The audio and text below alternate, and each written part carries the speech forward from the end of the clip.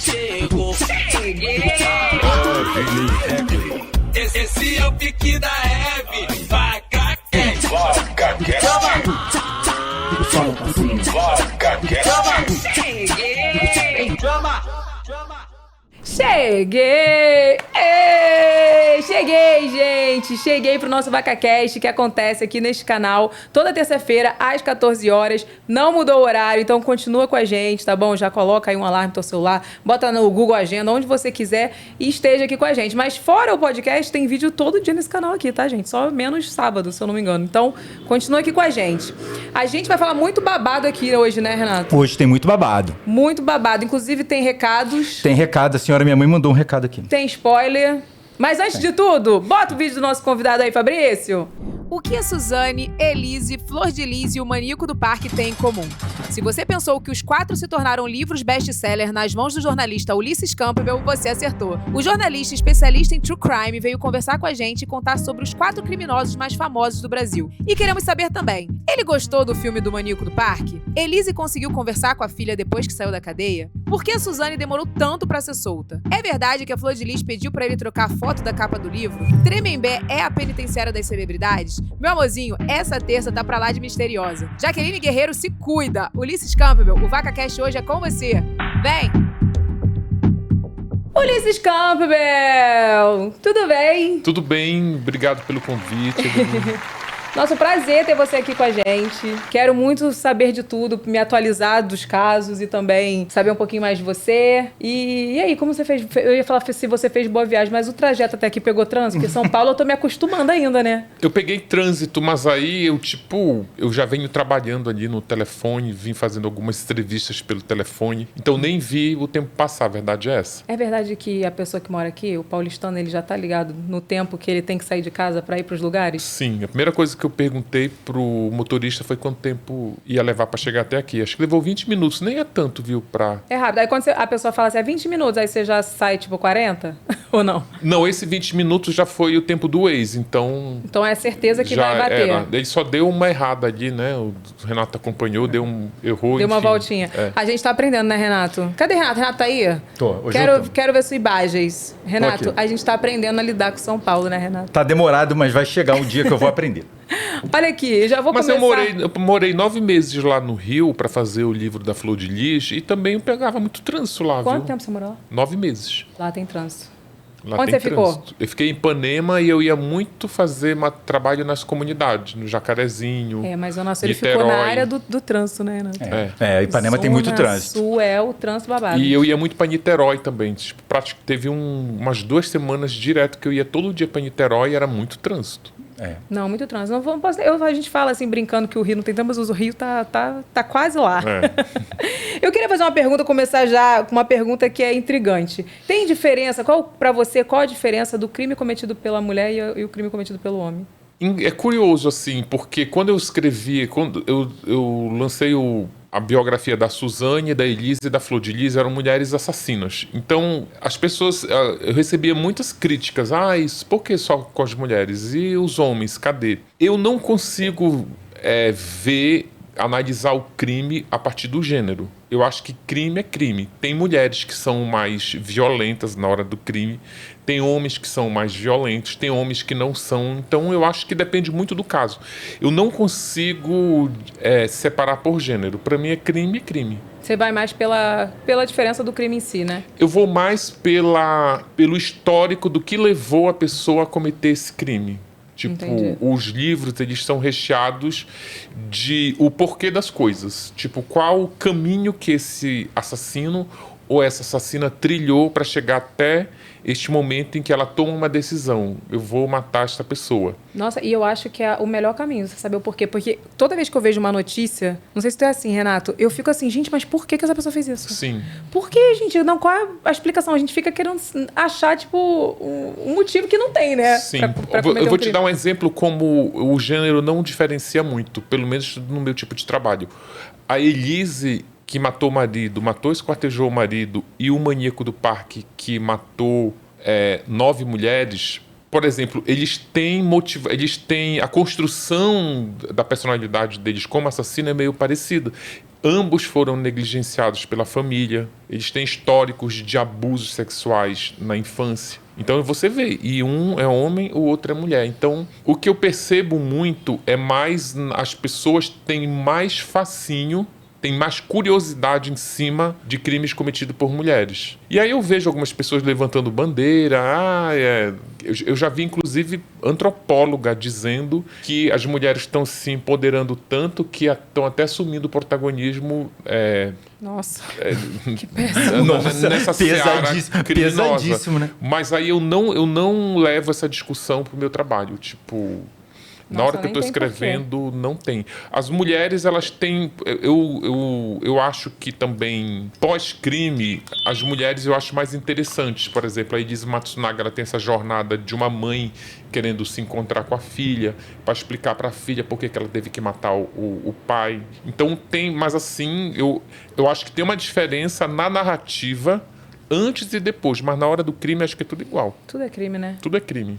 Antes da gente aprofundar mais sobre esse bate-papo, eu tenho um recado para dar para vocês. Mas antes mesmo de eu dar esse recado, a gente tem um videozinho para você assistir. Bota aí, Fabrício. Fones famosos, R$1.000, R$2.900. E se eu te falar que eu achei um maravilhoso por menos de R$250? E não é qualquer fone não, tá? Ele é homologado pela Anatel, tem bateria de longa duração, cancelamento de ruído, a prova d'água pode soar na academia sem dó, detalhe que eu corro pra caraca e ele não cai. E funciona tanto no seu iPhone como no seu Android. Vem com cabo USB-C pra você carregar e a caixinha dele é surreal, super resistente. Com alguns toques você passa a música, aumenta ou diminui o volume e até tira fotos. Ah, e detalhe, tem branco e preto, garota, perfeito. Tem link lá nos destaques do meu perfil em achados. Renato, o que é este fone? Me fala, Nossa, Renato. esse fone é muito bom, Evelyn. Ele mudou minha existência. E eu queria dizer pra vocês o seguinte, eu tô com preto aqui hoje, que eu falei pro Diego, Diego, me presta o teu, por favor, que esse é do Diego. Tem o preto e tem o branco, né? E o preto pra treinar, ele é maravilhoso, porque o branco, ele, né, a gente vai sujando, ele vai encardindo. Vai não, se você limpar, não vai não, mas assim, a gente pode evitar. Eu posso te falar qual é a maior vantagem desse fone? Sabe quando você tá treinando, que você faz aquela força de fazer... Tipo, o teu pular. Os meus fazem assim, iam cada um fone para um lado. Agora não, agora eles ficam presos na minha orelha, para mim é a maior vantagem que ele tem. Cara, fora ele essa bateria que dura 60 horas. Exatamente, a bateria dele dura muito. Ele é prova d'água, então você conta suando, você não precisa ficar com aquele medo, sabe, de suar. Então você vai lá, faz o seu treininho. Ele carrega via USB-C, então super prático. Eu já uso ali do lado da minha cama mesmo. Ele é maravilhoso, minha filha. Então, ó, tem QR Code na tela, aponta a câmera do seu celular. Se você ainda não garantiu o seu fone, você está perdendo tempo, tá? Vou deixar o link aí para vocês. E tem link no box de informações também. Tem. Eu queria saber o seguinte, qual é o principal desafio de você trabalhar com crimes, né? Porque difícil lidar com os casos, tem que ter psicológico também, tem que... Nessa questão da saúde mental, eu acho que ela já está bem resolvida, porque eu trabalho já há muito tempo, né, com crime. Então eu acho que com o tempo eu vou criando tipo uma casca para não deixar isso me afetar. Agora, na prática, o maior desafio é o acesso. É convencer as pessoas, ter acesso e convencer as pessoas a colaborar. Por exemplo, quando eu fiz a biografia da Elise Matsunaga, eu tive que entrevistar muitas garotas de programa de luxo, que faziam book rosa e tal. Então, é difícil convencer essas pessoas a dar entrevista, a contar a sua história. Eu estou fazendo agora um livro chamado Tremembé, que são vários capítulos e cada capítulo é um crime diferente de presos que estão lá em Tremembé. Então é difícil, por exemplo, eu estou agora debruçado em cima do crime do Robinho, que foi cometido na Itália e ele está cumprindo pena lá em Tremembé. E ele está em Tremembé. Isso, então a parte mais desafiadora é essa, é amassar o barro, sabe? Tipo, ir atrás da matéria-prima, entrevistar as pessoas que estiveram envolvidas no crime de estupro que ele cometeu. O fato de ser em outro país também dificulta. Tremembé é a cadeia das celebridades? É a cadeia dos famosos, presídio dos famosos.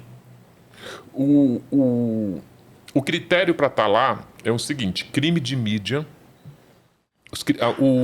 A Secretaria de Administração Penitenciária de São Paulo considera que os criminosos de mídia, eles são vulneráveis. Eles não podem ir para outra penitenciária porque eles poderiam ser hostilizados e até mortos. Uhum. Então, para evitar que isso aconteça, eles colocaram na penitenciária de Tremembé que é uma penitenciária mais arrumadinha, ela é mais... Ela é bem diferente das outras. É uma penitenciária bucólica, porque fica ali no Vale do Paraíba, com uma floresta ali por trás. Esse é o critério número 1. Só que a maioria que está lá não é celebridade, né? Então, quem está lá? Quem cometeu crime contra membros da própria família de forma muito violenta, filho de policiais, civil e militar, porque também não resistiriam em outras penitenciárias. Policiais não sobreviveriam, né? Porque os criminosos odeiam os policiais e os seus parentes. Então, policiais também tem lá, tem policial federal, policial militar, policial civil, médico, jornalista, advogado, juiz. Então é isso, é a nata da criminalidade, eu diria. Aproveitando que a gente puxou esse assunto do Tremembé, tu tinha uma pergunta, não tinha? Sobre a série? Podemos falar, tipo, você tava trabalhando numa série sobre Tremembé, você estava fazendo roteiro, né? Como é que foi isso? Então, o livro da Suzane e o da Elise Matsunaga, eles tiveram os direitos autorais comprados pelo Prime Video. E aí eles desenvolveram, a Paranoide desenvolveu uma série chamada Tremembé, de 5 episódios, e eu fui um dos roteiristas da sala. A sala de roteiro terminou no ano passado, eles filmaram já, está na fase de montagem, e a estreia está prevista agora para 2025. E é uma série, assim, eu acho que o trabalho ficou incrível. Eu digo eu acho porque é meio pretensão da minha parte, né? Mas, enfim, eu acompanhei as filmagens, eu acho o elenco brilhante que está fazendo.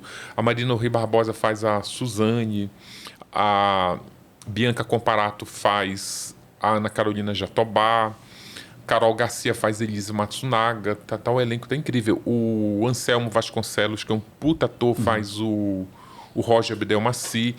E essa série, o que ela vai mostrar é como esses presos famosos interagiram dentro da penitenciária.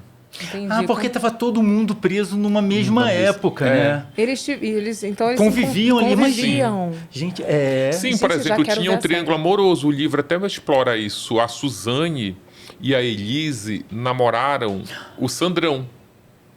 Elas namoraram, inclusive, simultaneamente. Assim, o Suzane tirou o Sandrão de Elise. Gente, é babado. Gente, é mesmo. Tu imaginava? Eu nunca tinha pensado, Ulisses, nessa questão, que de alguma maneira eles interagiram ali no mesmo momento, que eles ficaram todos presos muito tempo, né? Sim. Toda numa dinâmica, né? Numa dinâmica porque é uma cadeia, né? Então tu tem que ter ali, tem que fazer teus conchavos, tem que fazer teus grupos, as tuas panelas. Tem que passar o tempo em si. Sim, e trabalham juntas, né? Elas trabalhavam todas na oficina de costura que tem lá dentro. Todo mundo tem que fazer o trabalho para amortizar a pena. Então isso, a série vai trazer como era essa dinâmica de relacionamento. Cara, porra. E todos com o mesmo objetivo, que é sair de lá de dentro, né? Verdade. Caraca, Você ia fazer alguma pergunta? Não, eu vou enaltecer. Cara, isso vai ser muito bom, Ulisses, pelo amor de Deus. Tá previsto para quando, você falou? Hã? Tá previsto para sair quando? Tá previsto para do segundo semestre de 2025. Nossa, caraca, vai ser... É outra coisa, né? Tipo, agora tem muito. A gente vai falar sobre isso daqui a pouco. Mas já teve muito filme sobre os casos e tudo, tem coisa, mas desse jeito, você mostrar, todo mundo ali meio numa mesma coisa, cara, uma ideia dentro genial. Da penitenciária é inédito.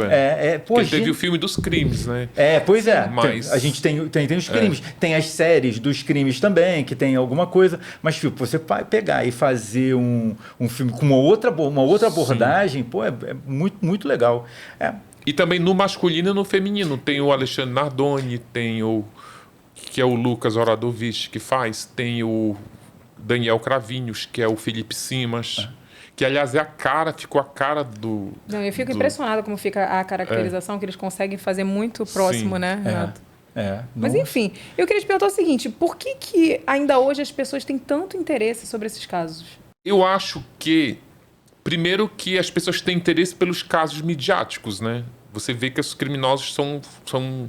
Eu acho assim, é puro achismo, tá? Eu acho que não tem uma pesquisa que indique o porquê que as pessoas têm. Mas eu acredito que esses crimes midiáticos, eles trazem o o crime muito para perto da gente.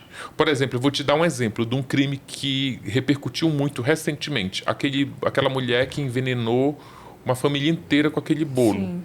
Então você vê, por exemplo, eu já tinha medo. Eu não como coisas Nem eu. que, tipo... Ai, Ulisses bate. Formamos uma amizade aqui. Tá vendo, Renato? Eu não sou maluca. Ele fala que eu sou maluca. não como. Eu tenho pânico, gente. Não, eu não falo que você é maluca, não. Pode dar uns 5 minutos alguém querer me envenenar. Eu falo pra não comer, realmente. Não, eu não como. E aí, uma vez eu falei, acho que no canal do Beto Ribeiro, que eu não comia, porque o Beto come tudo. O Beto come, manda um bolo, ele come. E aí eu falava, cara, não come. Ou então, quando mandava pra mim, eu tirava uma fatia, dava pra ele comer primeiro. Ai, que horror. Mas assim, aí as pessoas começaram a me criticar, principalmente as pessoas que mandam as coisas, né? E aí eu recebi muitas mensagens de professoras de escola pública que elas dizem, eu não como nada. Eles trazem maçã, trazem o bolo que a mãe fez, não come. E eu não como mesmo. Tipo, se eu pedir uma comida no delivery, ela chegar aberta, eu já não como. Cara, ainda mais que eu peço comida, às vezes vem até, adoro seu trabalho escrito na embalagem, porque vem o nosso nome lá. Sim. Mas aí eu já fico assim, também. olha, já fico, será que... Aí eu olho que tá bem embalada, aí eu como, mas... Cara, mas não é loucura, sabe? Tipo assim, quando eu vi esse caso também do envenenamento, eu fiquei chocada. Ela envenenou, nessa que envenenou o filho, o neto, todo mundo? Envenenou... Por causa do padrasto? Essa do Rio Grande do Sul, que tem 2 envenenamentos, né? Nossa, teve vários. No final do ano teve um surto. Teve um surto de envenenamento. Eu estava me referindo a do Rio Grande do Sul, mas tem esse que é do Piauí também. Mas assim, por exemplo, o envenenamento, a dinâmica desse crime te traz uma preocupação, gente. Né? E você vê que tem toda ali, teve a foto do bolo, e aí você olha que é um bolo bem caseiro, a dinâmica como aquilo aconteceu. Você tá falando do bolo, que verdade, que ficou eu vi. Que da moça, que ela que fez o bolo e ela também ficou envenenada. Ela colocou arsênico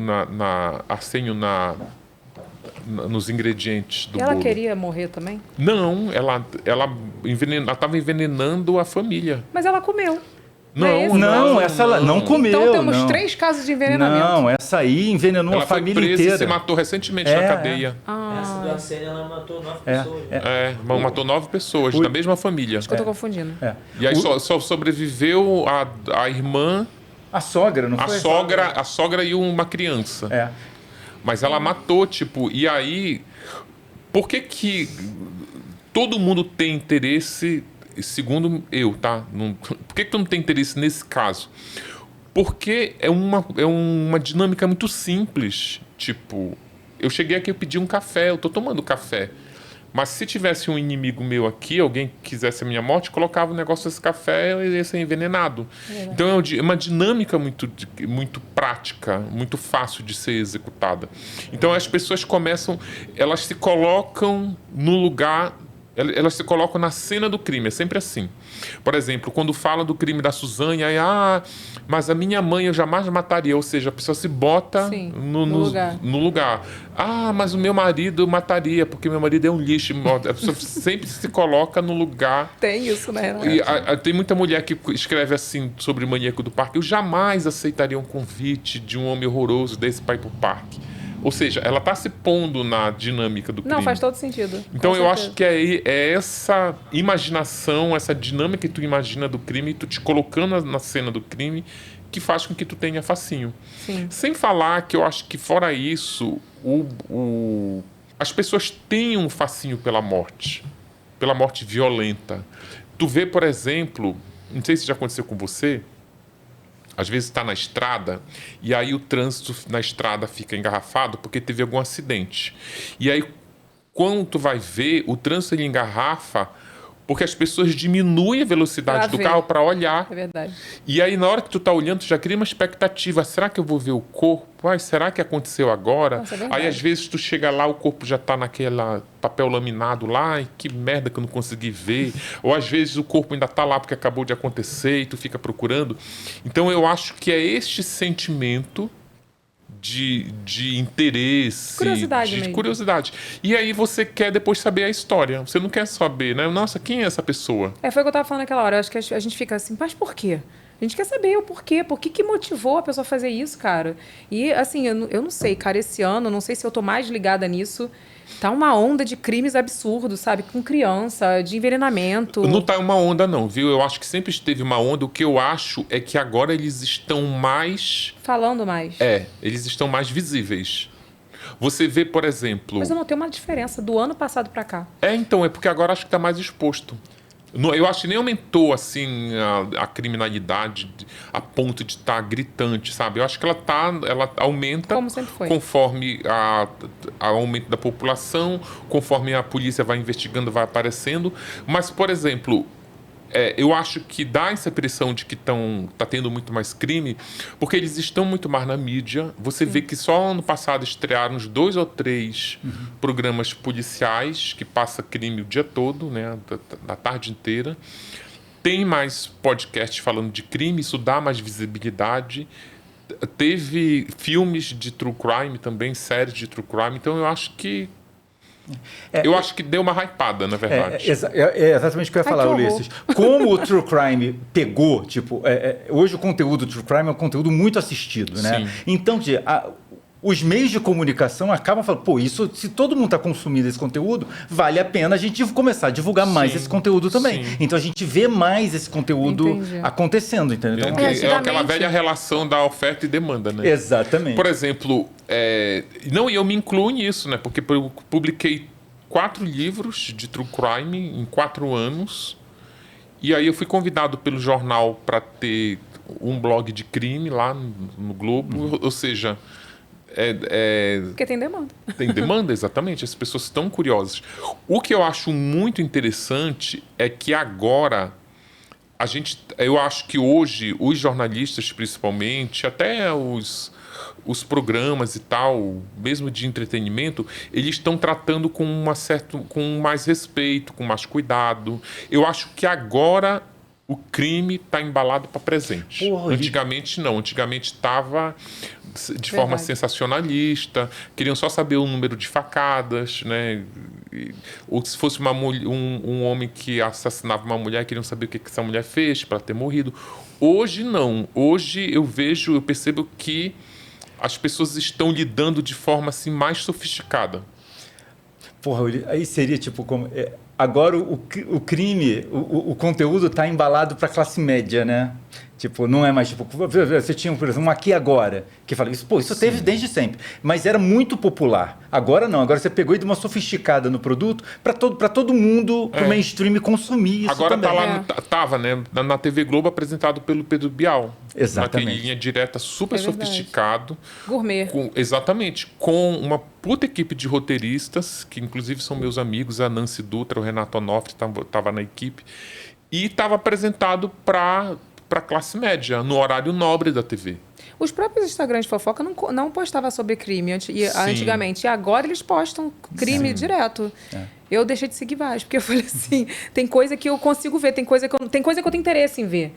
Né? Tipo, mas tem coisa que eu não consigo. Nossa, eu agradeço eles, porque eles postam todos os meus livros lá. Obrigado. O Léo Dias, o Alfinetei, tudo eles postam. Meu trabalho lá eu gosto. É a hora de agradecer. Obrigado, Alfinetei, pelo...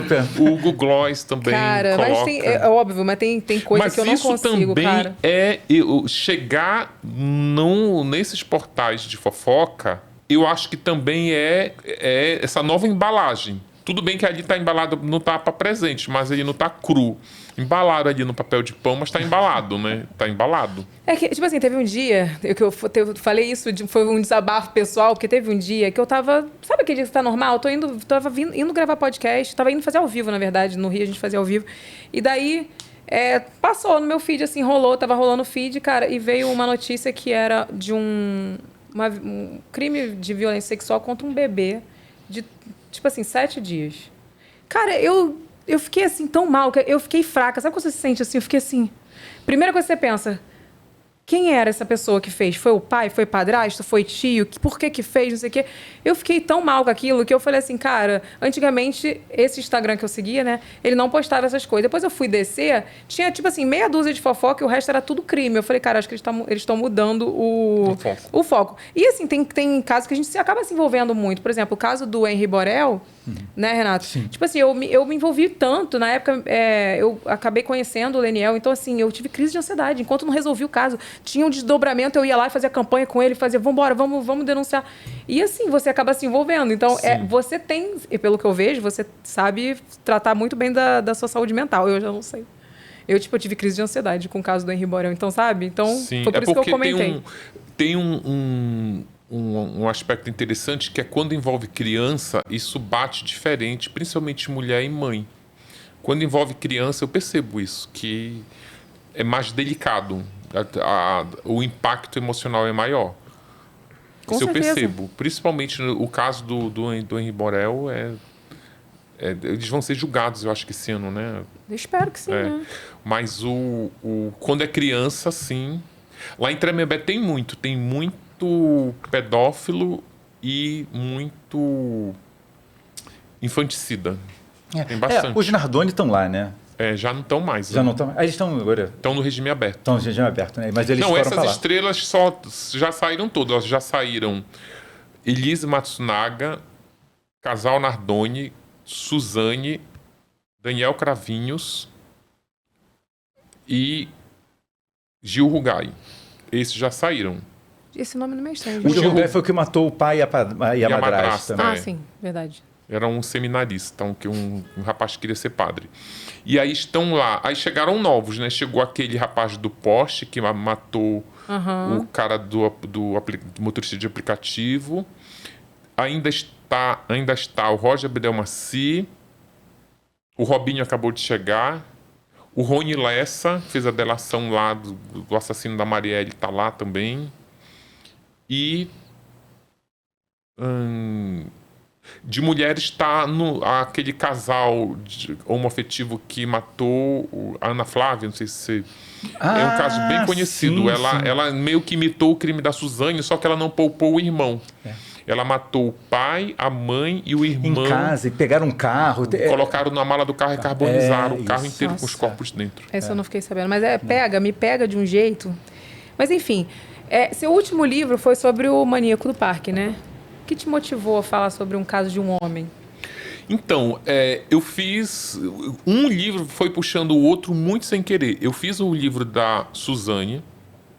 Como eu era um escritor desconhecido... E é difícil você emplacar livros, reportagens. É difícil você fazer sucesso nesse meio editorial. Então eu não apostava muito no livro. Só que aí o livro...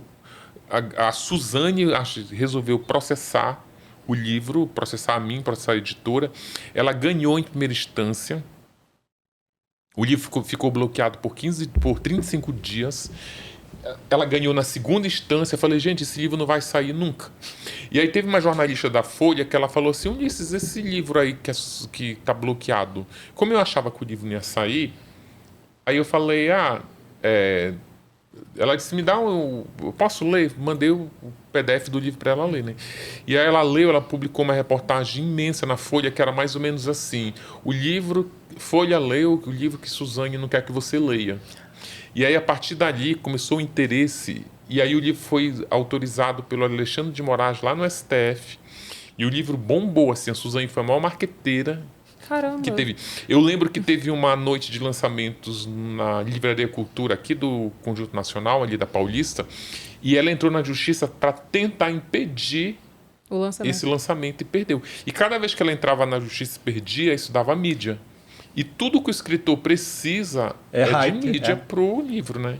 Tu olha lá, tu entra numa livraria, tu vê aqueles milhares de livros lá, quantos conseguem uma divulgação nos meios de comunicação? É difícil. E aí o livro estourou. Na noite de lançamento do livro, essa que a Suzane tentou bloquear, estava lá o Luciano Santoro, que é advogado da Elise Matsunaga, estava na fila.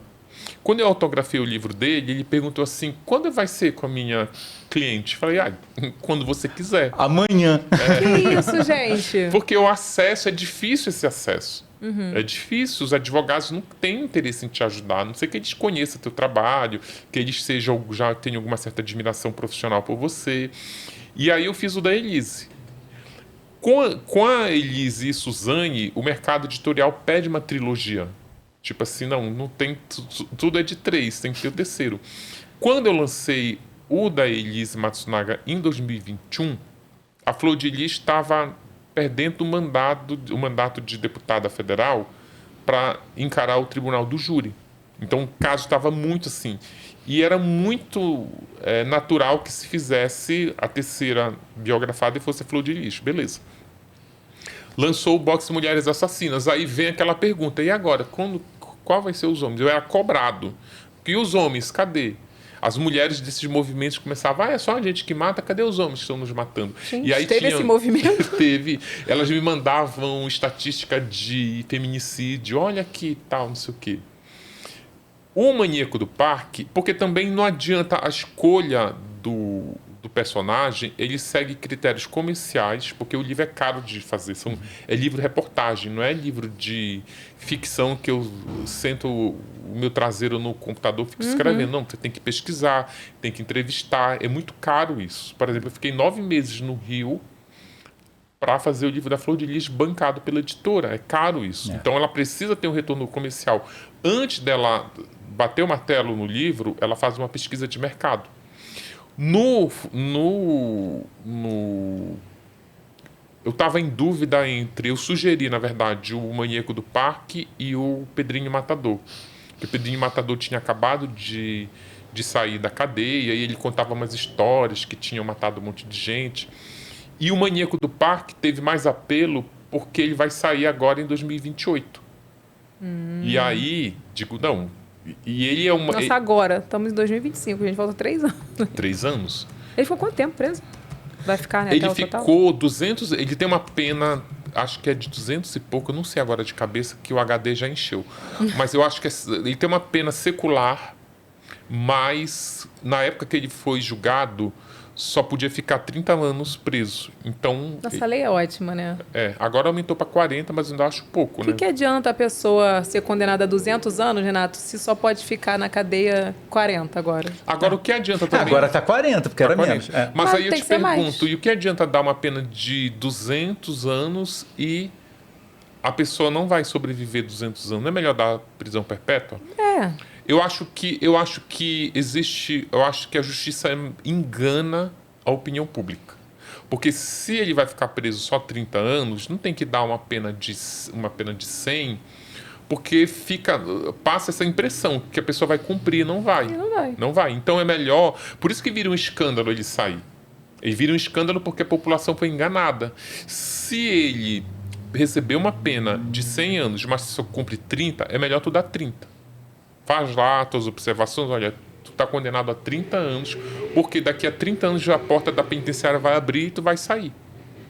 Exatamente. Outro caso, a Suzane. A Suzane matou o pai e a mãe, ganhou 39 anos e uns 40 anos ela ganhou de pena. Só que ela cumpriu 20. Ela tá... Depois... Aí tem bom comportamento, aí tem não sei o quê. Que ainda é um absurdo, gente. Bom comportamento... É bizarro, né? É bizarro. Bom comportamento não deveria ser critério para você sair da cadeia mais cedo. É o contrário. Mau comportamento que faz você ficar mais tempo na cadeia. Eu também acho. Porque você tá na cadeia, você não tá na escola, no ensino Você não brigou infantil só, né? lá que fica botando que o aluno é comportado. Exatamente. Você cometeu um crime e bárbaro, né? Tipo, Sim. o que mais te surpreendeu no caso do Maníaco?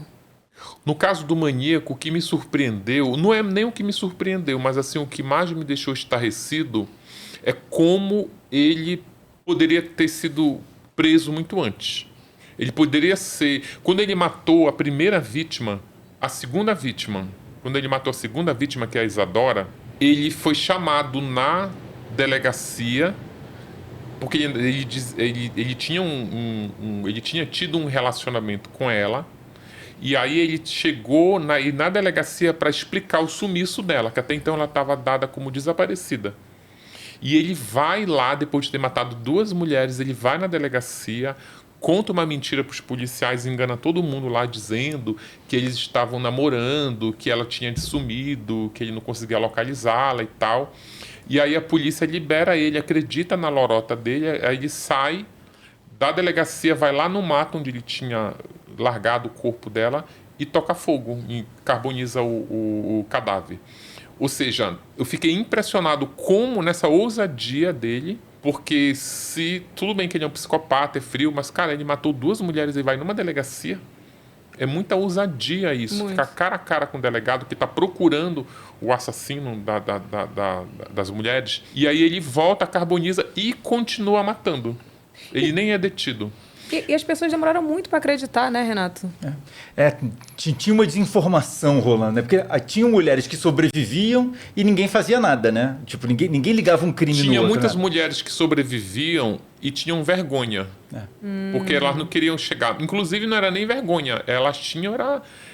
elas eram humilhadas. Tem umas 2 ou 3 histórias de mulheres que foram estupradas, violentadas pelo maníaco do parque, e elas sobreviveram, saíram de lá com vida. Inclusive, ele era tão cínico que ele dizia para umas assim: olha, eu fui com a tua cara, eu ia te matar, tá vendo aquela ossada ali? Mas eu fui com a tua cara, vai embora, sai da floresta sem olhar para trás e nunca mais aceita, ainda dava conselho, convite de quem tu não conhece para vir pro parque.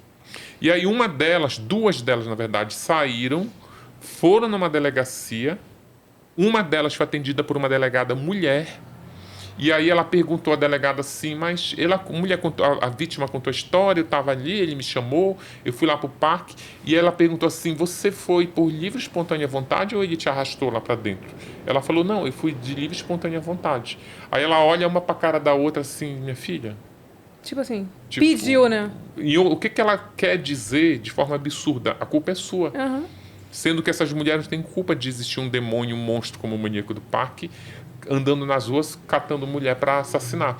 E aí, este sentimento de humilhação, de não acolhimento, de tentar atribuir na mulher uma culpa que ela não tem, que ela pode até achar que tem, porque eu acho que bate uma mulher deve pensar, nossa, que diabo de decisão foi essa minha absurda de eu ir lá. Mas não é desse dedo que ela está precisando para apontar na cara dela. E aí a delegada vai e diz isso, a mulher não, tipo... Ela tem razão. E aceita, né? E fica impune.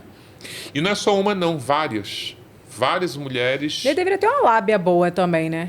Porque só Jesus. Porque, cara, foram muitas mulheres, Renato. Foram.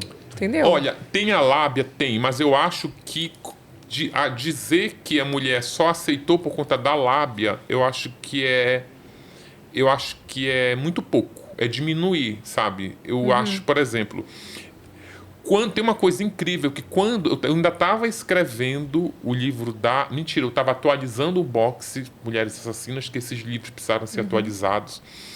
E aí eu já estava lendo os processos do maníaco do parque. E eu sempre começo pelos primeiros depoimentos na fase de inquérito, porque é uma fase da investigação que ela é muito cristalina, ela é muito... Porque quando ela chega no tribunal, ela já chega com teses de advogado de defesa. Então eles tentam construir uma narrativa que nem sempre é uma narrativa 100% real. Então eu sempre começo no inquérito.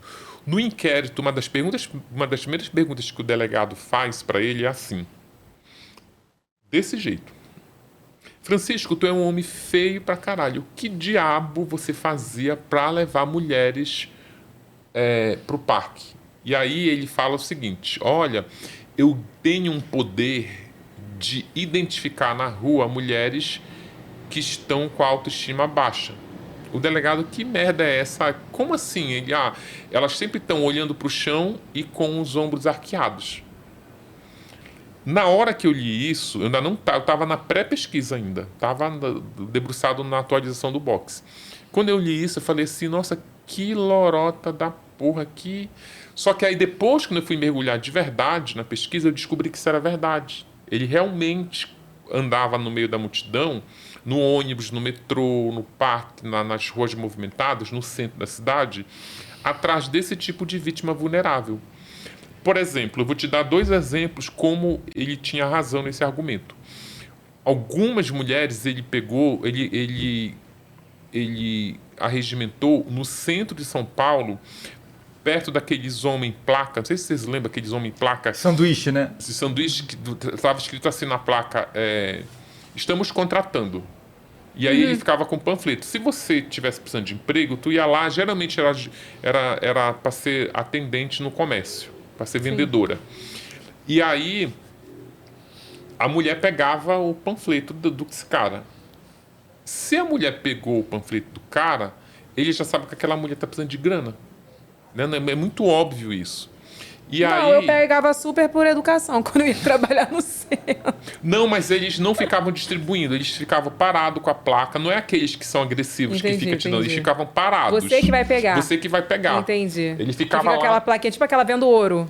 Exatamente. Era igual essa vendo ouro. Então, se você tem ouro para vender, você vai lá. Ele não vai abordar todo mundo na rua, porque ele não sabe se você tem ouro ou não. Ele não gasta o panfleto dele. E aí ele ficava lá. Se a mulher pegou uma lá, é óbvio que ela está desempregada. Né? Pelo menos quase óbvio. E aí ele vai e aborda a mulher. Diz, olha, eu sou representante da Avon, dos cosméticos. A gente está fazendo o catálogo do ano que vem. E a gente está precisando de modelos, porque agora a tendência são as mulheres comuns. E aí você quer R$300 o cachê. E a mulher fala, quero. Tipo, você está precisando de grana, elas falam isso. Estava com o aluguel atrasado. Um outro critério também, que é o perfil das vítimas, da maioria das vítimas, pelo menos, são mulheres que não... São mulheres que vieram de outros estados tentar a vida aqui em São Paulo. Então, por exemplo, eu conheci uma família de uma menina que veio do Nordeste para tentar a vida aqui, começou sendo empregada doméstica, sofria todo tipo de humilhação, dormia no emprego, só conseguia se mudar da casa se conseguisse outro emprego. Os pais eram analfabetos, não adiantava nem ela escrever carta, numa época que não tinha telefone celular como se tem hoje. E aí ele aborda uma mulher dessa, a mulher ela já está vulnerabilizada, fragilizada emocionalmente, é mais fácil. Com certeza. Você vê, por exemplo, os modus operandi dele se compara com o do João de Deus. Por que era fácil o João de Deus atacar aquelas mulheres? Porque aquelas mulheres estavam lá desesperadas. E buscando uma ajuda, né? Buscando um apoio espiritual. Exatamente. E aí, ou como eu vi nos depoimentos dela no documentário, a mulher está com o pai lá desenganado e ele chega para a mulher desesperada, porque já foi em tudo quanto é médico, já foi até nas mães de santo lá, não deu jeito. Na saúde deve estar com os dias contados. O João de Deus fala, olha, eu consigo curar o teu pai, mas se você transar comigo. A mulher diz, claro que eu vou transar. Eu vou ficar com essa culpa de meu pai morrer e depois eu ainda achar que eu não curei meu pai porque eu não quis transar com esse velho. Ele vai e transa. Ou seja, eu acho muito raso a gente acreditar que é só a lábia dele, que é do maníaco, é suficiente para convencer uma mulher. Tem todo um contexto. E ainda tem ainda tem também um outro detalhe, que nem é tão detalhe assim. A maioria das mulheres que ele abordou não aceitou ir para o parque. Muitas diziam, não, obrigada, porque a gente só está biografando as que aceitaram. Exatamente, foi isso que eu pensei. A gente só sabe as que foram atacadas ou que morreram. Quantas disseram não? Exatamente. Tipo, ele não é esse Dom Juan, essas mulheres não são bobinhas, elas é o contrário. A maioria esperta não aceitou.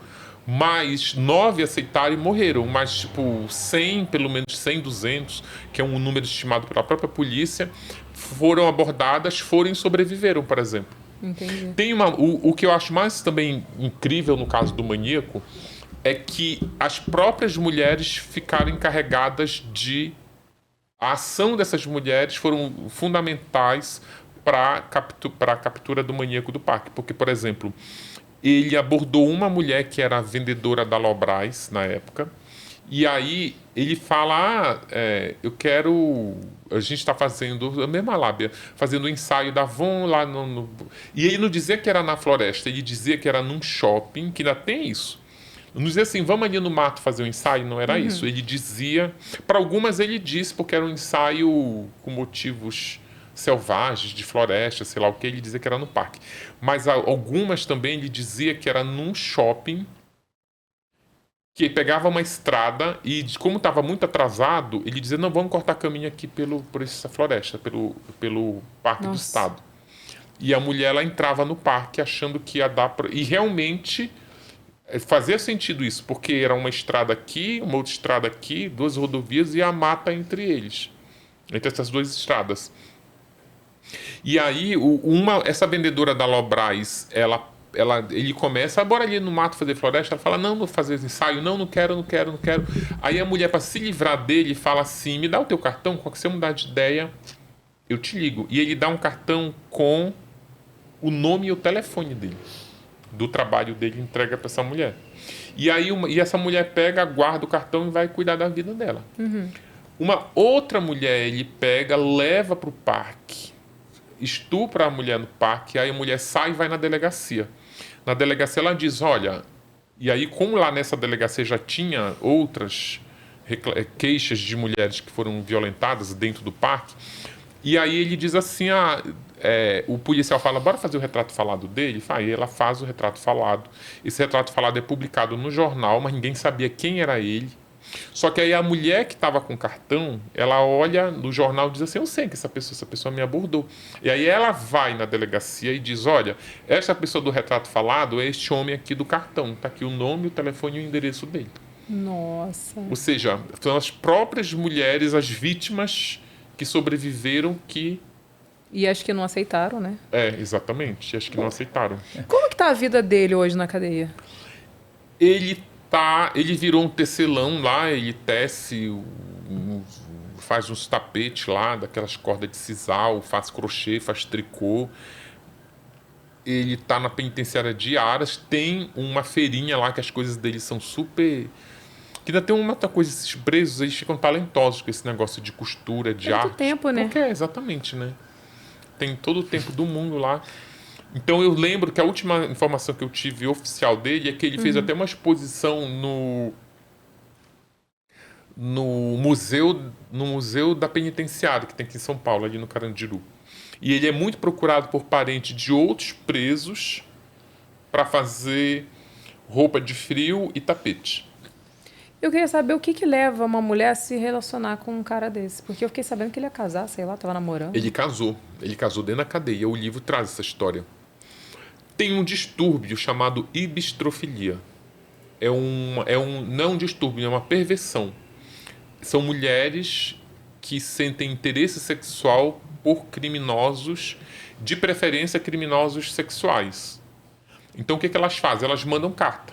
Se você escrever uma carta agora e mandar para o Francisco lá na penitenciária, ele recebe. Livre, gente. Renato, surreal isso, sabia disso? Sabia. Não é incomum, não é incomum, não, Evelyn, não é. Super, o Ted Bundy tá aí, né? Descasou. Mas deve ter algum distúrbio dessa pessoa. Alguma coisa ela passou para ter alguma explicação. A doutora Ana Beatriz deve saber. Para a pessoa se interessar por uma pessoa dessa. Tu tá na tua, tu tá na boa, tu tá livre, tu vai mandar a carta para um homem desse? Mas ele tá... eu pesquisei isso. Ele tá no campo da perversão. Tipo, tem outras perversões sexuais, perversão sexual, tem outras perversões sexuais. Tem gente que gosta de escatologia, tem gente que gosta de bizarrices. Isso tá nessa seara. Tá na seara da bizarrice, assim. Tipo, não é crime. Não é crime. Mas é bizarro. É bizarro. É bizarro. As mulheres que eu entrevistei que se relacionaram com o maníaco, uma delas fala... Uma morreu a família que me falou que... Ela ficava assistindo programas esses aqui agora da vida, ficava assistindo para identificar os presos e algumas vão no fórum consultar processo. Gente, é surreal. É uma coisa surreal. E deve ter de homem também, porque a Flor de Lis também estava namorando. Eu acho que não, sabia? Não? Aí o Ulisses pode me dizer melhor. As mulheres são mais interessadas pelos homens do que ao contrário. Mas a Flor de Lis estava namorando. Ela estava namorando, mas ela já tinha um namorado antes. Então ela já conhecia, já era... Tem com mulheres, mas é menos, mas eu acho que tá mais... Tem também, mas não é tão assim. O maníaco recebia 500 cartas. Gente. Por exemplo, a Suzane recebia muitas cartas. E é engraçado que depois começaram a mandar, que ela saiu da cadeia, começaram a mandar as cartas para mim. Não acredito, você podia fazer um livro só das cartas. Analisando as cartas. Um cara do Exército que me mandou. Uma delas eu até publiquei, acho que no livro, nessa atualização. que eu acho uma carta muito engraçada que o cara escreveu para ela, dizendo que o cara sabe tudo da vida dela, sabia que ela estava com problema de saúde porque ela fumava demais, e ele dizia, olha, é melhor você diminuir o número de quantidade de cigarro que você fuma. Aí ele dizia lá no... Cuidando dela, do seu neném. Elencava lá um monte de doenças que os fumo traz, aí no final ele bota assim, além disso eu não gosto de beijar mulheres que fumam. Gente, a pessoa é bem desequilibrada, né? Não, tem que ser bem desequilibrado, né? Um pouco pior do que isso, só aquela moça que falava que estava namorando com um dentista, tu viu que saiu esses dias? Não. Ela foi no dentista, ela se apaixonou pelo dentista, o dentista desesperado, porque, tipo assim, ele nunca deu uma condição para ela, não tiveram nenhum relacionamento, e ela postava, ai, meu namorado, postava foto dele. Fazia stories, amor, como você tá? Você ficou perseguindo, ela tá presa agora. Porque depois que ele começou a namorar, ele arrumou uma namorada depois de um tempo, e ela ameaçou, ele começou a ameaçar os dois de morte. Ela foi presa agora, recentemente. Vocês não viram isso não, gente? Eu não vi. Deu no Fantástico. É? Eu vi. Nossa. Então, pior do que essa aí, que mandou a carta pra Suzane, só essa mulher do dentista. A Elise Matsunaga, eu sei que recebe muito pelo fato dela ter sido garota de programa. Então, os homens têm ali um certo fascínio por ela recebia muita carta também. Mas as cartas do maníaco, eu acho... Porque... Vamos tentar entender a lógica na cabeça deles. Eu entendo... eu juro, eu entendo um cara escrever uma carta para Elise. Quer dizer, para Elise menos, porque Elise matou o marido. Pois é, né? Para Suzane, que matou os pais. Eu entendo. Tipo... Ela matou os pais, ela não matou o namorado, né?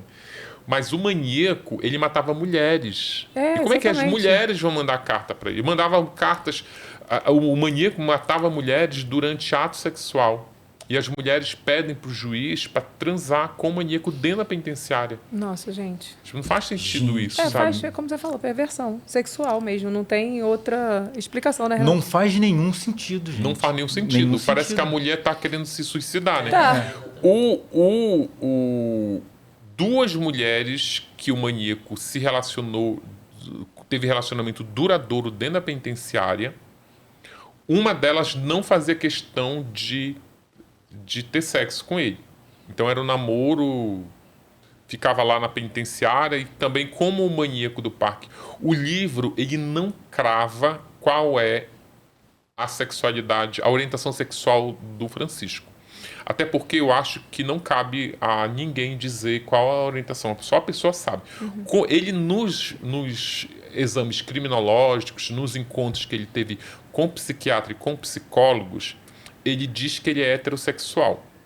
Mas eu descobri, o livro traz histórias de relacionamentos que ele teve com homens. Inclusive, ele namorou uma travesti, ele namorou 2 outros homens ao longo da vida, e o livro traz isso. Mas como ele se diz hétero, tá lá o livro dizendo que ele se autodenomina hétero. Agora, como ele tem essa fluidez sexual, ele também não fez questão de transar com essa primeira namorada. Uma outra mulher, a Jussara, essa o livro explora bastante, ela chega a se casar com ele porque ela descobre que nas regras do sistema prisional, o preso só pode manter relação sexual se ele tiver pelo menos uma união estável. Ele não pode arrumar uma namorada, vem aqui... Aí ela casou porque ela queria... Ela contratou um advogado para providenciar toda a papelada para poder se casar com ele.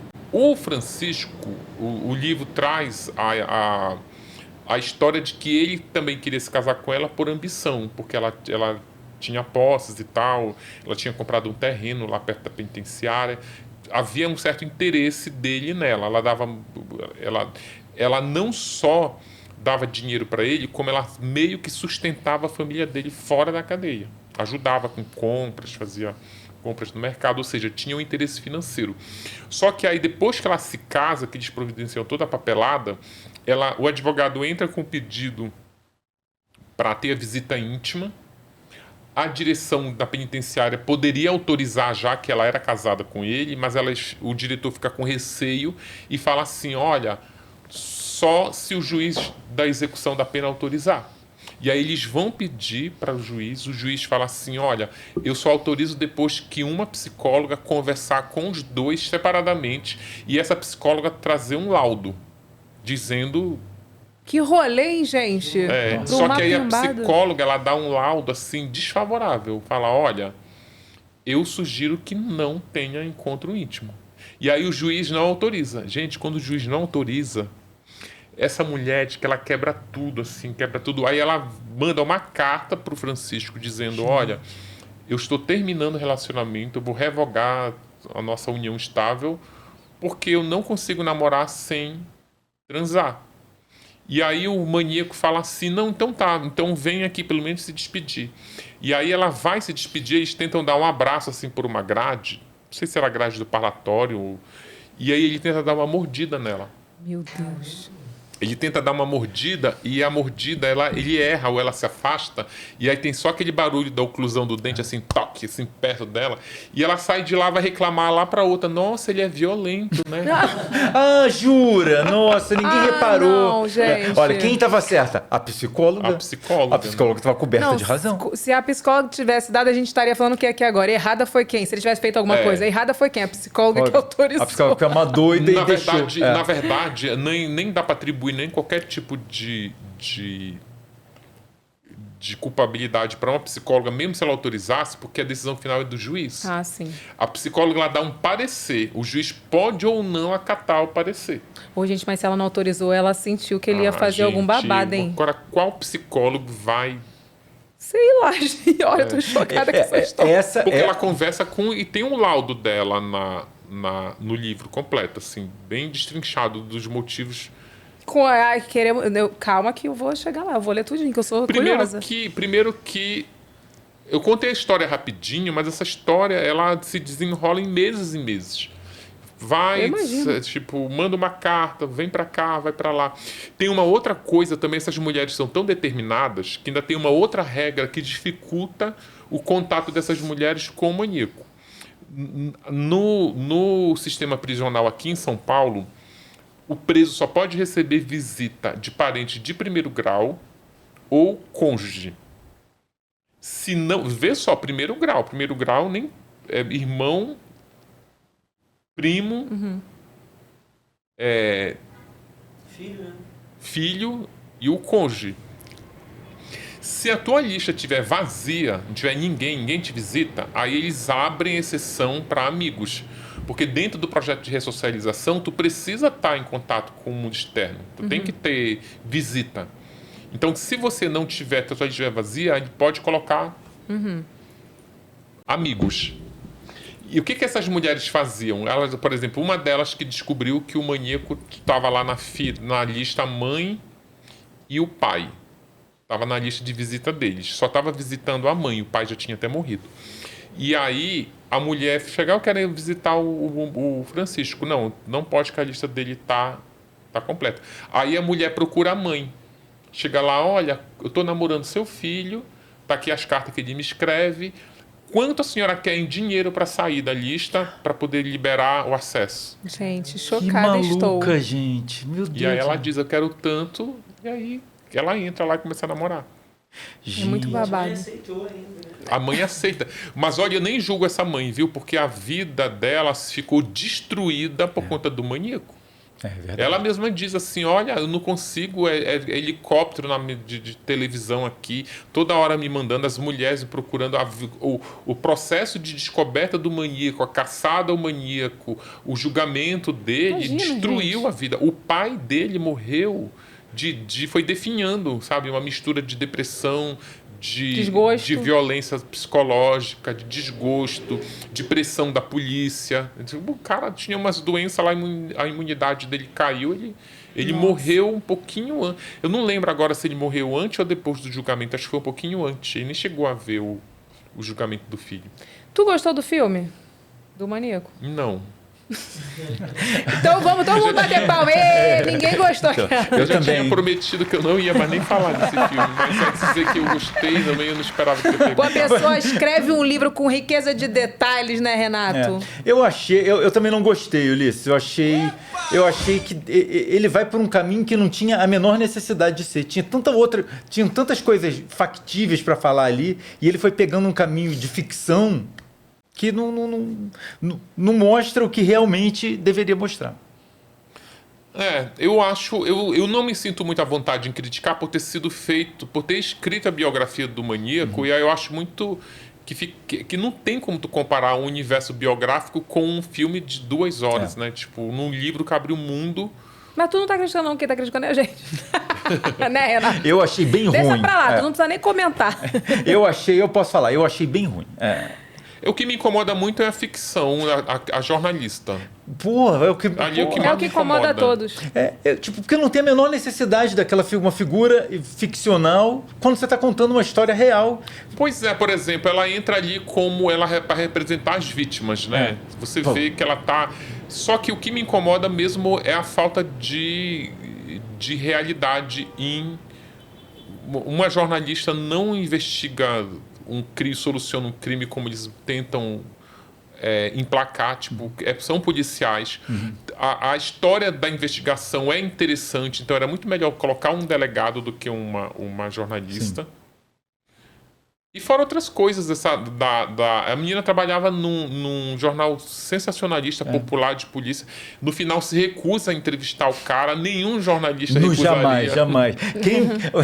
Quem já conhecia um jornalista na vida sabe que aquilo é impossível de acontecer. E só você vê a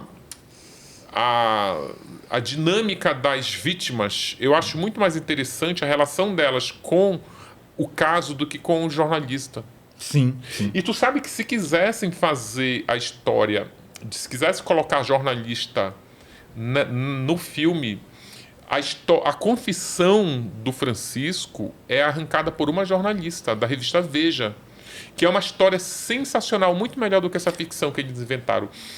O maníaco, espertamente, quando foi capturado, ele foi trazido do Rio Grande do Sul para São Paulo, ele ficou lá numa cela do DHPP, e aí começaram filas de advogados se oferecendo para advogar de graça para ele, inclusive advogado renomado.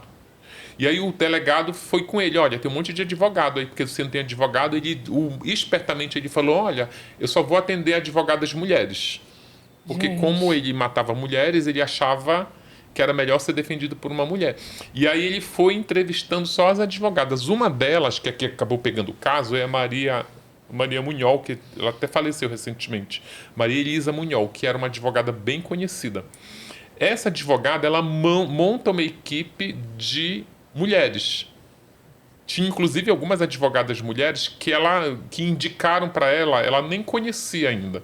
Então, ela montou um grupo de mulheres para visitar o maníaco. Esta visita era para saber se... para discutir estratégias de defesa. Vem cá, vamos ver se é interessante você confessar, se é interessante você não confessar, ou se você confessa uma, não confessa as outras e tal. Era para isso. Uma jornalista da Veja se misturou no meio dessas mulheres lá na muvuca da delegacia, e o delegado, as advogadas entram, ela entrou junto. Ela estava, inclusive, vestida de feito de taillé, tipo de advogada. E aí, como nem elas todas se conheciam, elas ficaram lá. A Maria Elisa comandava a entrevista com o maníaco e dizia assim, você matou a fulana? Matei. E a Beltrana? Matei. E essa? Matei também. Só que a partir daí, ela ia decidir se ele ia assumir esses crimes ou não. Que dependendo do caso, para tribunal do júri, é melhor você não assumir. O que a jornalista fez? Saiu de lá tudo com um gravadorzinho, voltou para a redação, fez aquela capa da revista Fui Eu. Ou seja, ela forçou ele a confessar.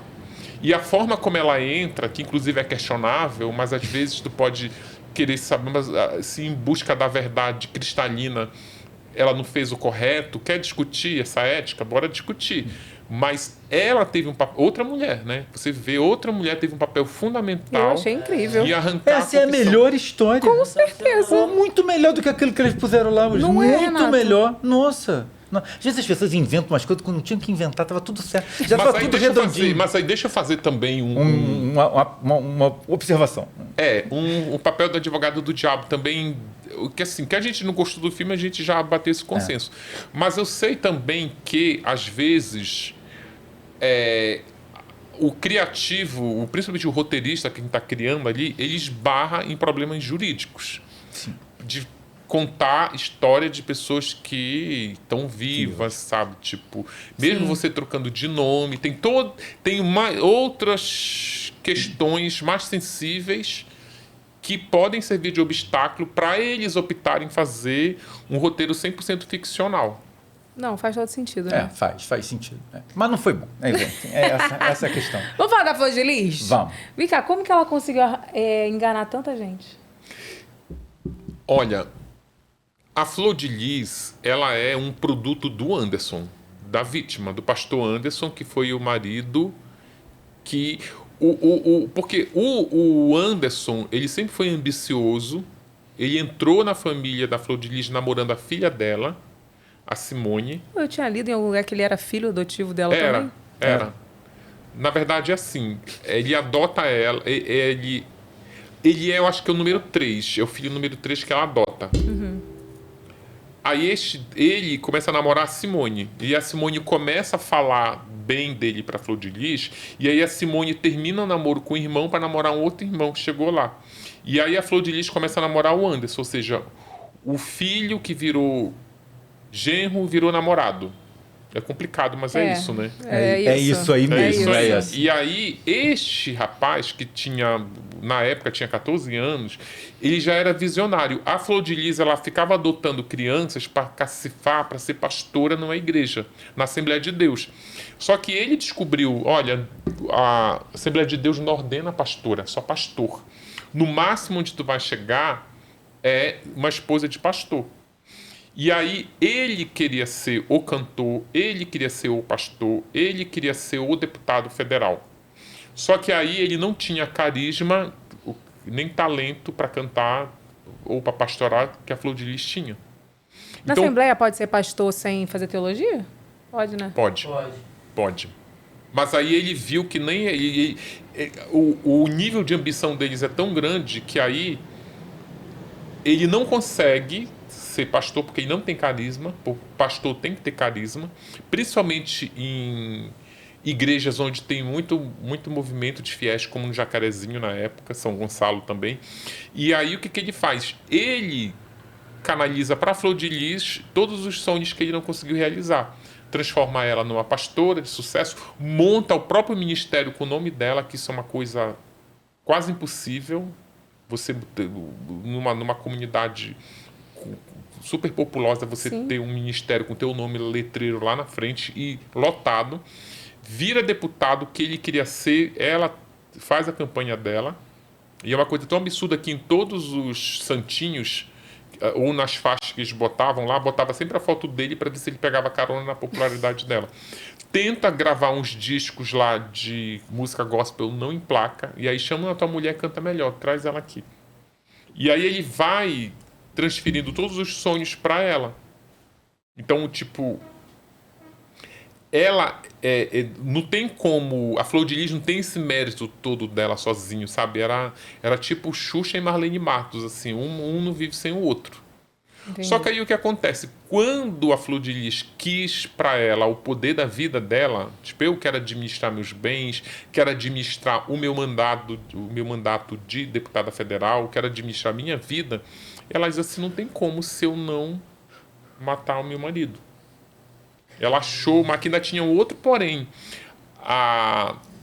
Ela, como cristã, não poderia pastorar sendo divorciada. Ela, cristã, né? Cristã entre aspas. Assim como essas adoções e tudo entre aspas. Então ela preferiu, e poderia como viúva. Então o que ela faz? Ela prefere matar o marido.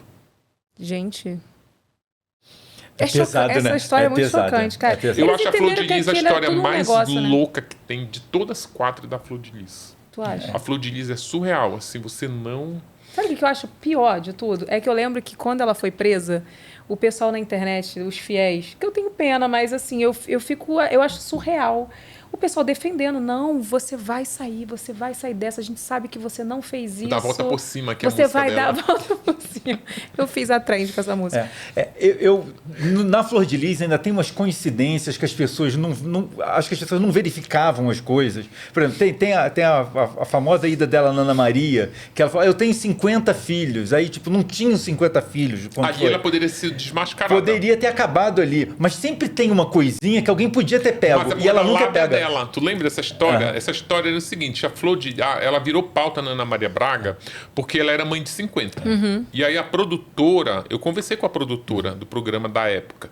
A produtora, ela ligou lá, ela fez toda a produção da reportagem e olha, a Ana Maria vai te receber lá, mas ela vai conferir se você realmente tem 50 filhos. E ela não tinha. Ela não tinha. Ela tinha... primeiro que esses filhos é tudo entre aspas, porque ela não tratava feito filho. Ela tinha lá... Ela era que nem o Titanic. Tinha os passageiros lá da primeira classe, da segunda classe e os que iam no porão. A maioria ia no porão, que inclusive eram pessoas que eram até procuradas pela polícia e estavam abrigadas lá na casa dela. Então, essa coisa de filho é pra lente dos holofotes. Só mas lá pra dentro, criar essa Eles narrativa, perceberam né? que isso era o negócio grande deles, negócio. né? Sim, Eles perceberam que sim. esse é o mote deles. O que chama atenção? Uma mulher periférica com 50 filhos. Na época, ela tava com uns 30 meninos lá e ela ficou desesperada pra Achar mais visto. achar mais. Aí ela saiu pegando na vizinhança, ligou para as irmãs, traz aqui a minha sobrinha. Na comunidade ela dizia assim, gente, eu tô indo lá no Projac gravar com a Ana Maria Braga, gravar não, que era ao vivo, e quem quiser ver artista, vem comigo. Porque eles iam mandar um ônibus, já eles mandaram um ônibus. E aí, mesmo assim, ela desesperada, ela não arruma os 50, ela arruma 46. Ou faltou 4. Faltou 4. E aí... Podia ter chamado a Fanny Ramos. Não, mas isso ela já tinha, sabe, não tinha mais de onde tirar. O Anderson, o mentor de tudo, era ele que conseguia, ele que ligava nas redações, ele que tinha todos os contatos. E aí a Flor fica desesperada, não tem 50. Aí ele fala assim, faz até sentido. Ele falou, olha, ela não vai conferir. Porque imagina, 1 minuto na TV é 1 hora. É verdade. Ela não vai lá conferir. Ela então bota os 46 no ônibus. Gente, quando chegou lá, na época, a Ana Maria, ela apresentava o programa numa casa que era suspensa, no meio de uma floresta. Eu lembro. E aí tinha uma escadaria que dava assim, e aí ela abre o programa falando da Mãe Flor, e aí tá a fila inteira lá. A fila começava na porta da casa, descia a escada e ficava assim, parece uma centopeia. E aí ela abre a porta, eu vou conferir se tem 50. E ela confere. Ah, não, gente. Gente, ela confere. É a Ana Maria. Ana Maria É a isso. cara dela. É a cara dela. 3, 4. Aí quando chega no 46, ela fala assim, ué, cadê o resto? E aí a Flor ou o Anderson fala assim, deixa eu te explicar uma coisa. Quem tem 50 filhos nunca consegue reunir todos os 50. Aí tem um que tá doente, tem um que tá de prova na escola, não pode faltar. E aí, cara... Nossa, ela foi convincente. Né? Ela É foi. convincente. Tanto que ela depois já até esquece que era mãe de 50. Agora, o mais engraçado é que aí fica aquele cenário tomado de crianças, que é um nos colos dos outros. Lá tu já vê todos os assassinos lá no meio deles, Meu né? Deus. E tem uns que são procurados pela polícia que ficam se escondendo atrás das pilastras. A câmera fica... Tu vê, até isso Gente, tu conseguiu é surreal. ver. É surreal, Isso foi né? que ano, hein, gente? 98, eu acho. Eita, 98, tá. 99. 15 anos eu tava. Tem- disso. tipo, não, olha só, é tão surreal. Eu acho que é uma quantidade de acontecimentos que vão de coincidência. Tipo, ela conseguiu fazer um filme dela só com artista, Evelyn. Sim. Tem um filme dela Não, só com autobiográfico artista estrelado, famoso, né? só com gente Cauã famosa. Raymond, Débora Seco. Débora Seco, Tem um Bruna povo. Marquezine, Ela Reinaldo fez um- Gianecchini. Fez um filme. Olha só aonde essa mentira foi e as pessoas ali. E de graça. Todo mundo era um beneficente o Quanto negócio. mais ela ia nessas mídias, Ana Maria, ela foi na Ana Maria, na Hebe, na Xuxa, no reportagem no Fantástico, todos esses programas de sucesso na época, ela foi. E aí eles faziam reportagem assim, olha, ela é mãe de 50, e faziam umas reportagens que era muito pitoresca. Ai, quantos pães a senhora compra no supermercado? Aí mostrava os pãezinhos lá. Ela compra 200 pães. O Anderson aparece muito nessas reportagens com os carrinhos de compra e falando, tem que comprar 200 quilos de macarrão, não sei o quê. É muito bizarro. Só que antes dela se tornar esse ícone, essa mãezona, ela poderia ter sido desmascarada por uma equipe da TV Cultura, local, TV lá, Cultura do Rio. Eles foram fazer uma pauta de final de ano. Aí foi um jornalista de TV muito inexperiente, tinha 20 e poucos anos. E foi um cinegrafista bem experiente, assim, com 30 anos de carreira. Isso no final da década de 90. E era assim, ela é mãe de 30 na época. Ela não era mãezona de 50, era mãe de 30. Aí os caras, o repórter chega lá, o cinegrafista esperto, falou assim: a senhora tem 30 filhos? Tenho. Onde a senhora estende a roupa deles? Porque, tipo, deve ter um varal cheio, né? Aí ela ia lá no varal, não tinha tanta roupa. E ele, onde a senhora cozinha? Porque tá 30? É uma cozinha industrial. Tipo, e tava perto da hora do almoço, ele achava que ia encontrar lá não sei quantas panelas e não tinha. E aí o cara dá o toque pro repórter: olha, essa mulher tá enganando, tá te enganando. Caraca. E aí só que o jornalista inexperiente se sente... constrangido, né? Fica meio... porque tipo, esse é papel teu que é repórter, não meu que é cinegrafista, mas tudo bem, né? O cara não quis ir pra investigação. Ficou só naquela coisa do pitoresco. Podia ter sido a matéria da vida dele, né? Poderia ter sido. Mas aí eu acho também, não sei, poderia, mas a Ana Maria Braga não poderia também ter? Poderia ter sido. Se bem que não é o perfil dela, né? Não é. Mas ele assim, poderia mais ou ser, menos. ele poderia ter sido o precursor da Cris Flores. Poderia ser. Hoje todo mundo vê, pô, sabe aquele homem que desmascarou? Poderia voltar lá, cadê? Tipo, por exemplo, se eu fosse... Essa mulher tem 50 filhos, a primeira coisa que eu ia querer ver era a escova de dente deles. Onde é que tá guardada 50 escova de dente? Como é que era essa relação deles lá? Era tipo loucura. Eles não comiam lá, então, passavam eles não fome, eram era o quê? filhos, eles enganaram. Então, a gente fica toda hora falando 50 filhos, fica parecendo que eram filhos. A dinâmica não era assim. A dinâmica era: meus filhos são os 3 biológicos que eu tenho, que é Simone, Flávio e André Luiz. Esses são os... Quer dizer, nem é André Luiz, Tinha um lá que ela enganou, que ela forjou uma adoção. Nossa. Ela pegou um bebezinho de uma mulher lá, foi lá e disse que o bebê era dela. O menino foi criado como filho. Eu acho até que ele é filho do Anderson, porque ele ficou com a cara do... Meu Deus. Com a cara do pai. Eu acho que era um Deus filho do do céu. Anderson com outra mulher. Ela cria, porque Ela ele não tem pegou. nenhum filho biológico antes. Então ela botava os filhos biológicos, que eram 3, para administrar a casa. Tinha ali uma... Entre os biológicos e os... Porque era classificado assim: biológico, adotado e afetivo. Os adotados, que ela conseguia uma adoção no papel, tinham um tratamento intermediário. Por exemplo, podiam comer e poderiam repetir o prato. Os afetivos, que não tinham qualquer tipo de laço afetivo, ela chamava de afetivo, mas não tinha afeto nenhum, eram bem humilhados. Por exemplo, só podiam comer depois que todos os outros comiam. Comiam muitas vezes as sobras das comidas. Nossa. Só que aí... E tinham uns adolescentes que trabalhavam pro tráfico, já estava nessa... Ela acolhia muito. Tinha uma época, não depois que ela ficou com grana, mas antes, quando ela estava ainda se consolidando quando essa mãe adotiva, tinham meninos que saíam da casa para cometer furtos e assaltos à noite e voltava com dinheiro para contribuir para casa. Gente. E era nisso. Então dá para uma dizer... empresa. O livro banca que é uma formação de quadrilha, que aliás ela tem... Que não é mais formação de quadrilha agora, é crime organizado. Parece uma associação criminosa, uma né? organização criminosa, exatamente. Gente, é muito louco, gente. Montou um esquemão. Só que aí quando ela resolve... Por isso que eu acho que ela não foi mãe nem dos biológicos, porque inclusive 2 biológicos, a Simone e o Flávio, estão presos com penas lá de mais de 30 anos por conta do assassinato. Porque o que ela faz? Quando ela decide, eu tenho que me livrar do meu marido, aí ela começa com envenenamento, colocando lá. Só que ele não morria com envenenamento. Ele chegou a ser internado com uma úlcera, mas não Evoluiu. Não evoluiu. E ela, engraçado que quando ele recebe alta, ela ainda vai lá bater palma com um balãozinho. E outra coisa, olha outra coincidência, outra coisa que ninguém pegou. Tipo, o cara tava sendo envenenado e ninguém descobriu. Não, tu sabe que descobriram? Ele mesmo descobriu. Cara, o Anderson, por isso que eu falo, o Anderson, ele é um papel carbono da Flor de Lis.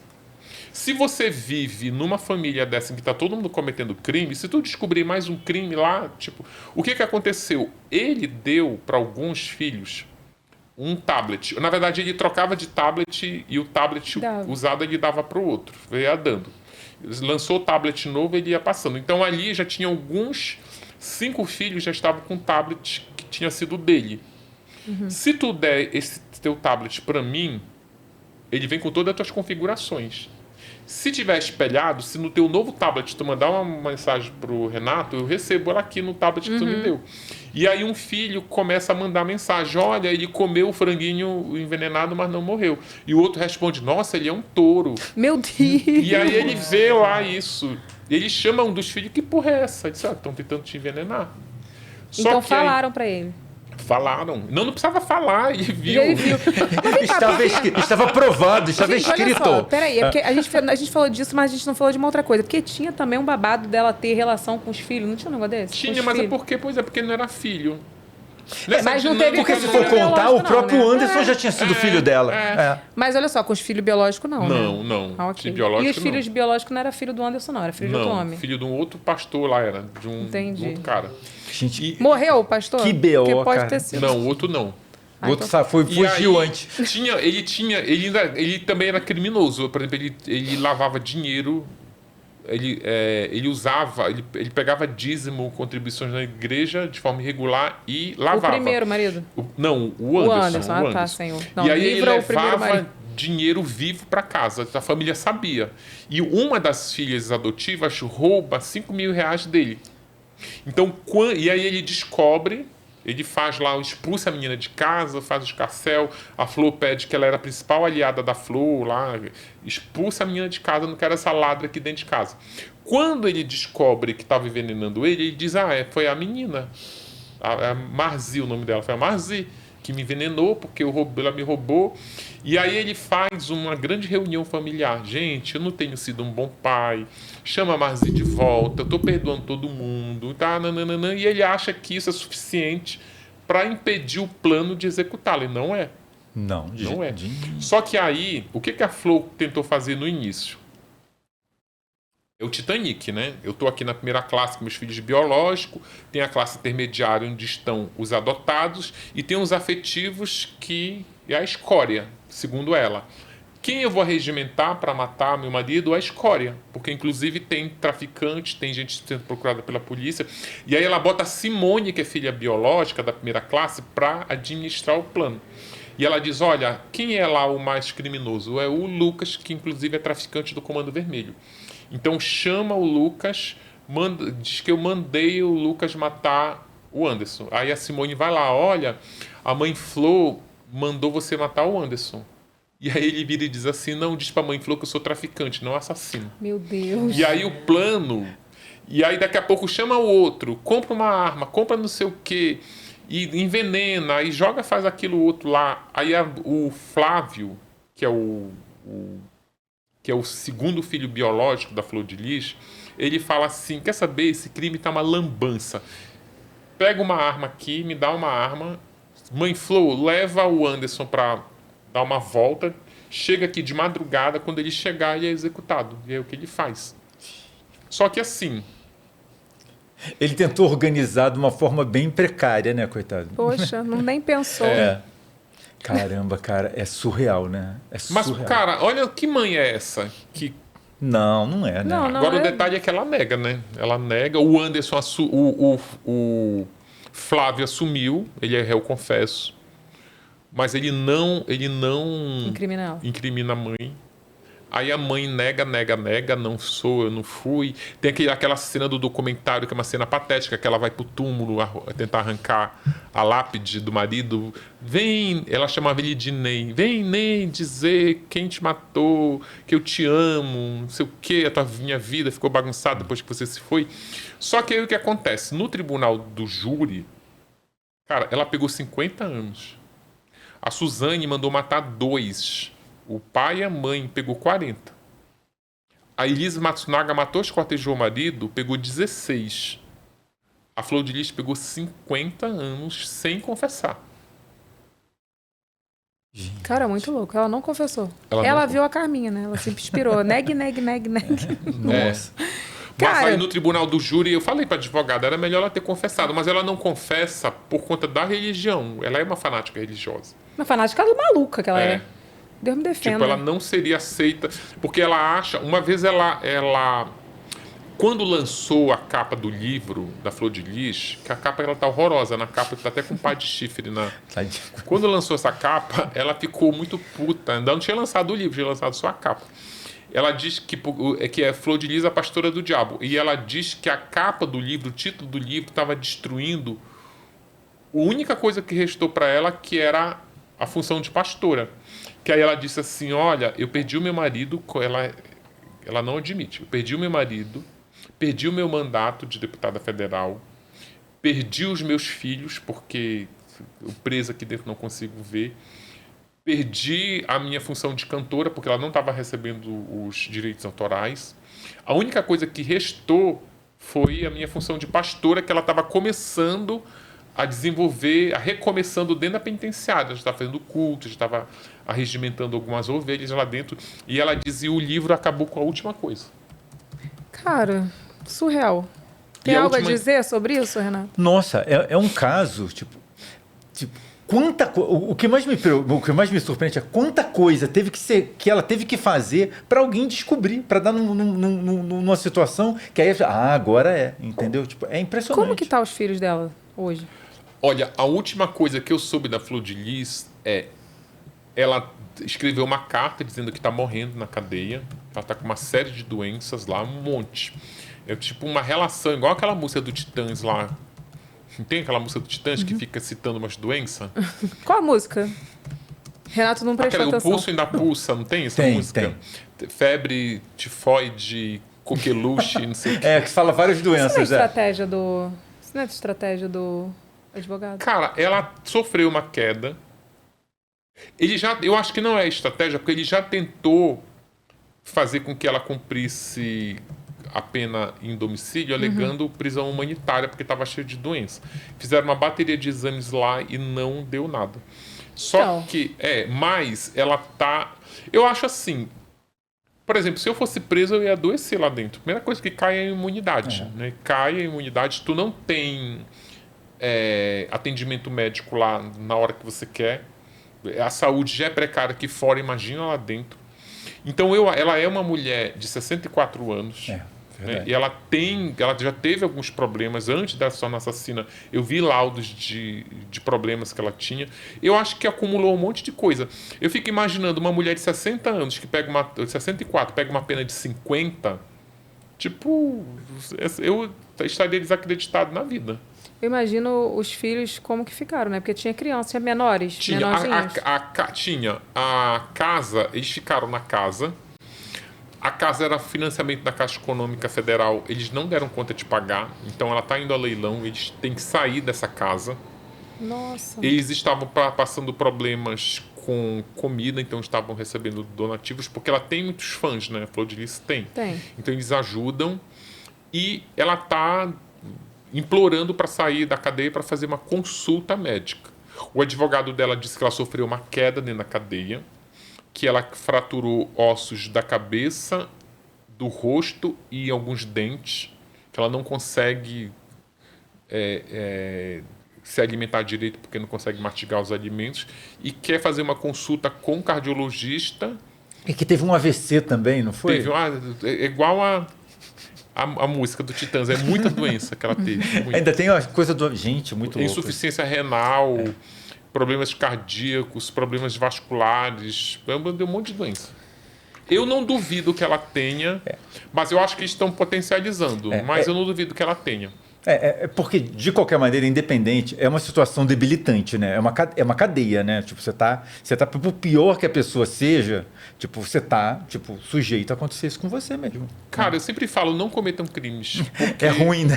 É muito difícil você adoecer na cadeia.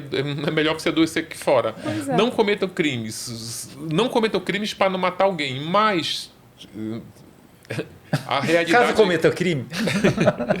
Caso você vá cometer crime, pense na tua vida pós-crime. Né? Na exposição, na mídia. A tua vida é vasculhada. Tipo assim, cara, a vida é muito vasculhada. Você vê, as pessoas estão em cima para cada passo que a Suzane dá, que a Elise dá. Para sempre, né, Ulisses? Para Sim. sempre, né? A Elise é vista como vítima? Eu acho que ele não diria que ela é vista como vítima, mas eu diria que parte do público tem muita empatia por ela. Muito em função do perfil do Marcos Matsunaga. Quando você vê, por exemplo, o livro da Elise, traz a biografia dela e traz a biografia dele também. Então, quando você se depara com a biografia dele, você chega à conclusão que ela matou um lixo de homem. Tipo, um homem extremamente violento, um homem abusador. Então isso coloca a Elise numa outra prateleira. O fato dela ser mãe, tentar se reaproximar da filha também humaniza ela de uma forma que as outras não são humanizadas. Por exemplo, a Suzane tem filho, mas ela não é humanizada. Eu percebi isso. As pessoas não têm empatia pela Suzane. As pessoas têm um fetiche pela Suzane. As pessoas querem saber onde a Suzane está, se ela está casada, se ela está solteira, se ela que faz as costuras dos produtos que ela vende, que nota ela está tirando no curso de direito, se ela se reaproximou do irmão, se ela teve acesso à herança da avó, onde ela está morando, que tipo de esmalte ela está pintando a unha, qual é o tom do louro que ela está usando. O povo quer saber isso. Mas ninguém tem pena, né? Não. Ninguém tem pena. Mas Eu da acho Elise que tem. Da Elise tem. É. Eu acho que da Suzane as pessoas querem saber das coisas, mas querem ficar longe dela. Sim. Mas a Elise não. Eu percebo que a Elise, as pessoas têm uma certa dó. Qual foi o maior erro da Elise? O maior erro da Elise... eu acho que foi ter se casado com Marcos Matsunaga. Porque para mim crime não é erro. Crime, se me disser o crime da Elise foi ela ter matado, esquartejado o marido. Agora, se você me perguntar, em vez de perguntar qual é o maior erro da Elise, mas por que o que a Elise não deveria ter feito e fez, que eu não acho que é erro, é esquartejar o marido. Tipo, se ela não tivesse esquartejado o marido, a gente não estaria nem falando dela aqui. Ela teria matado ele com um tiro na testa, teria repercutido porque ele era um executivo de uma grande marca da IOC, né? Era na época a maior indústria de processados que tinha no Brasil. E aí o esquartejamento deu uma repercussão inesperada. Se ela não tivesse esquartejado, ela teria inclusive pego pouquíssimo tempo de Cara, cadeia. ela pegou 16 anos. É muito pouco para um homicídio. Para repercussão. Mas se não fosse isso, ela não teria pegado nem... Tipo, se não tivesse esquartejamento, nem seria isso, Não. né? Seria muito menos, né? Na verdade, ela pegou 19 anos e depois foi reduzida para 16 a pena dela, porque não computaram os benefícios da confissão. Porque se você confessar significa também ajudar a concluir o inquérito, participar das investigações, ajudar a elucidar, vai diminuindo a pena. Entendi. Como que tá a relação dela com a filha dela? Ela não pode. Ela tem... A filha ficou sendo criada pelos avós paternos. Como ela era um bebê de colo quando o pai morreu, ela cresceu naquele ambiente chamando os avós de pai e mãe. Na escola, ia ter uma festinha lá, de Dia dos Pais, Dia das Mães, aí um coleguinha disse, quem é que tu vai trazer? Ela disse, meus pais. Mano, teus pais não. E aí o coleguinha fala, o teu pai tá morto, a tua mãe, que era uma garota de programa, matou e esquartejou teu marido. Nossa, mãe. E aí a menina chegou lá desesperada, né? Que história é essa? Aí os avós levaram para psicólogo e ela já sabe de tudo. Caramba, que barra, hein? Tem quantos anos hoje ela? Hoje eu acho que ela tá com 15. Vai estar quase fazendo 15. Muito novinha, E né? aí o que os pais do Marcos fazem hoje? Eles movem uma ação na justiça para tentar tirar o nome da Elise dos documentos da filha. Que é o que o filho do Exatamente, isso que eu ia falar. Crapinho conseguiu. Exatamente, o filho dele conseguiu tirar o nome dele dos documentos, né? Caramba, que barra, né? Cara, a gente não tem... Vou falar meu sentimento de mãe. Eu sinto, né? Tipo assim, poxa, ela não consegue se aproximar da filha, mas agora vamos colocar no lugar da filha. Ela não teve vivência nenhuma com essa mãe.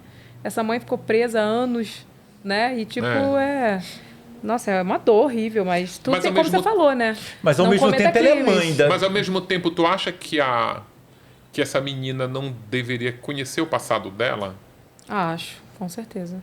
E todo mundo quer saber. Todo mundo que eu conheço, assim, que, sei lá, foi adotado, ficou sabendo muito depois, todo mundo fala, cara, eu queria que tivessem me contado a verdade. Eu queria saber a minha origem, de onde eu vim. E eu acho que é você privar a pessoa da verdade, né? Eu penso assim. É muito complicado. Essa situação é complicada. Mas, ela é filha, ela é mãe da menina, ela nunca fez nada contra a menina. O crime dela não foi um crime contra a própria filha, né? Sim. Então, isso... por que ela não pode conviver com a filha? Entendeu?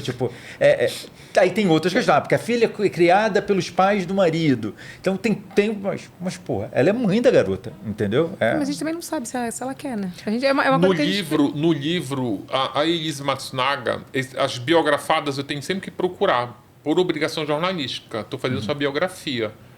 Quer ser ouvido? Todos disseram não. Eu até agradeço, porque a biografia não autorizada fica melhor. Quando eu procurei a Elise, mesmo com a ajuda do advogado, que ajudou pra caramba, o Luciano Santoro, eu perguntei se ela queria se pronunciar. Como ela tinha acabado de gravar aquele documentário para Netflix, ela tinha um acordo que ela não pode dar entrevista para ninguém, acho que durante 2 anos. E aí ela não pôde falar comigo, mas ela escreveu uma carta para eu publicar no livro. Essa carta é endereçada à filha. A carta, sim, cara, é uma das partes mais tocantes do livro. Que ela fica tentando... Ela justifica a tentativa de reaproximação. Ela fala que nunca vai deixar de ser filha dela. Ela diz que quer conversar com a menina para contar o que aconteceu. Se depois que ela contar as motivações, se a filha não quiser ter contato com ela, ela vai entender. Mas ela precisa contar. Então, sabe, eu acho que tem muitas camadas, sim, né? Não tem só... Tu quer uma camada mais profunda ainda? A Elise, ela levou fração de segundos para dar um tiro na cara do marido, porque ela era ótima na pontaria, praticava aula de tiro e tal. Inclusive, era melhor do que ele na mira. Só que aí ela passa uma manhã inteira esquartejando o marido. E aí, nesse meio tempo, com a filha em casa. No meio desse processo de esquartejamento, a babá bate na porta do quarto e diz, olha, tua filha está chorando com fome. Ela vai lá, lava a mão, amamenta a filha, devolve a filha para a babá e volta para esquartejar o corpo do pai da menina. Então, sabe, ao mesmo tempo que ela faz uma carta tocante, não é só... Tem muitas outras camadas ali que você tem que colocar na mesa na hora de dar uma opinião. O que você acha, Renato? Cara, é uma situação dificílima, né? Dificílima. Mas eu entendo o que o Ulisses está falando. São muitas camadas, mas ela é mãe, a filha tem direito de saber, ela não fez nada contra a filha especificamente, mas também tem essa história. Então, uma frieza, né? É uma frieza. Agora, tem outro detalhe também que é importante. O pai do Marcos Matsunaga, ele me ajudou muito no livro, muito. Inclusive, ele nunca tinha dado entrevista para ninguém. Eu fiquei até surpreso dele me receber. Ele conta no livro da situação da menina e tal. E tem uma coisa que ele me falou que eu acho que é o que deveria prevalecer. Ele falou assim, olha, ela foi criada durante muito tempo como minha filha e filha da minha esposa. Quando ela descobriu que ela não era nossa filha, que ela descobriu o que tinha acontecido com ela continuou chamando a gente de pai e mãe. Mas quando alguém perguntava para ela quem são vocês, ela dizia, olha, são meus avós, mas eu chamo de pai e mãe, e continuava chamando de pai e mãe. Ponto. Hoje a menina tem entre 14 e 15 anos. O que o pai dela, o avô, o pai do Marcos me falou. Quando ela tiver 18 anos, que ela vai acessar a herança do pai, ela pode morar onde ela quiser. Se ela quiser continuar aqui morando com a gente, ela mora. Se ela não quiser, se ela quiser ir para o Japão, ela vai. Se ela quiser ir para a Itália, ela vai. Se ela quiser ir para os Estados Unidos, ela vai. E se ela quiser ir atrás da mãe, ela vai. Simples. Com a menina com 18 anos, ela faz o que ela quiser da vida. Ela já Que eu acho tem a liberdade melhor de escolha, né? é esperar ela ter esse poder de escolha por ser maior de idade. E maturidade também. Do que estar ali ainda uma criança adolescente, exigindo dela um... Tipo, e aí? Tua mãe tá te procurando. Tipo, não, espera completar 18 anos. Faz todo sentido. Que ainda tem uma outra... Que se a gente entrar na seara da sucessão, tem uma área do direito que fala dessa parte, a aproximação, a tentativa de reaproximação da Elise para a filha pode ter motivações financeiras.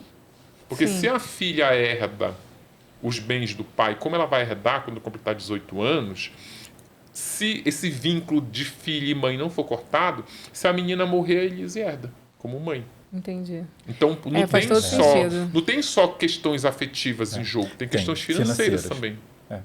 Vem cá, falando de Suzane, por que ela demorou para ser solta? Porque ela não passava nos exames criminológicos. Para as pessoas entenderem, quando você vai preso, você cumpre uma pena muito longa, principalmente pena por assassinato, quando você está prestes a sair da cadeia, você é submetido a uma série de exames para saber se, número 1, se você está arrependida, se você está ressocializada, se você está redimida, se a sua estadia aqui na prisão valeu a pena para você pagar pelo seu crime.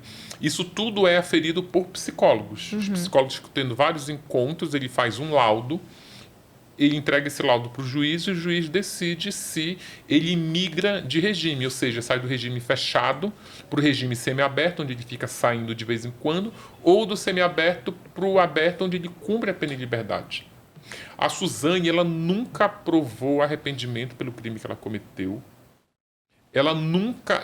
os exames criminológicos dela são todos comprometidos, porque fala em violência camuflada, violência não, é agressividade camuflada, fala em possibilidade de reincidência no crime. Inclusive, eles são bem específicos. Ele diz, olha, se ela tiver uma demanda importante e ela sofrer uma pressão para realizar essa demanda, eles falam pressão do meio ambiente, que é pressão do ambiente, né? Que é pressão de alguém, de uma situação, ela pode cometer crime. Nossa. Então aí o juiz lá na hora diz assim, não, bora deixar mais um pouco.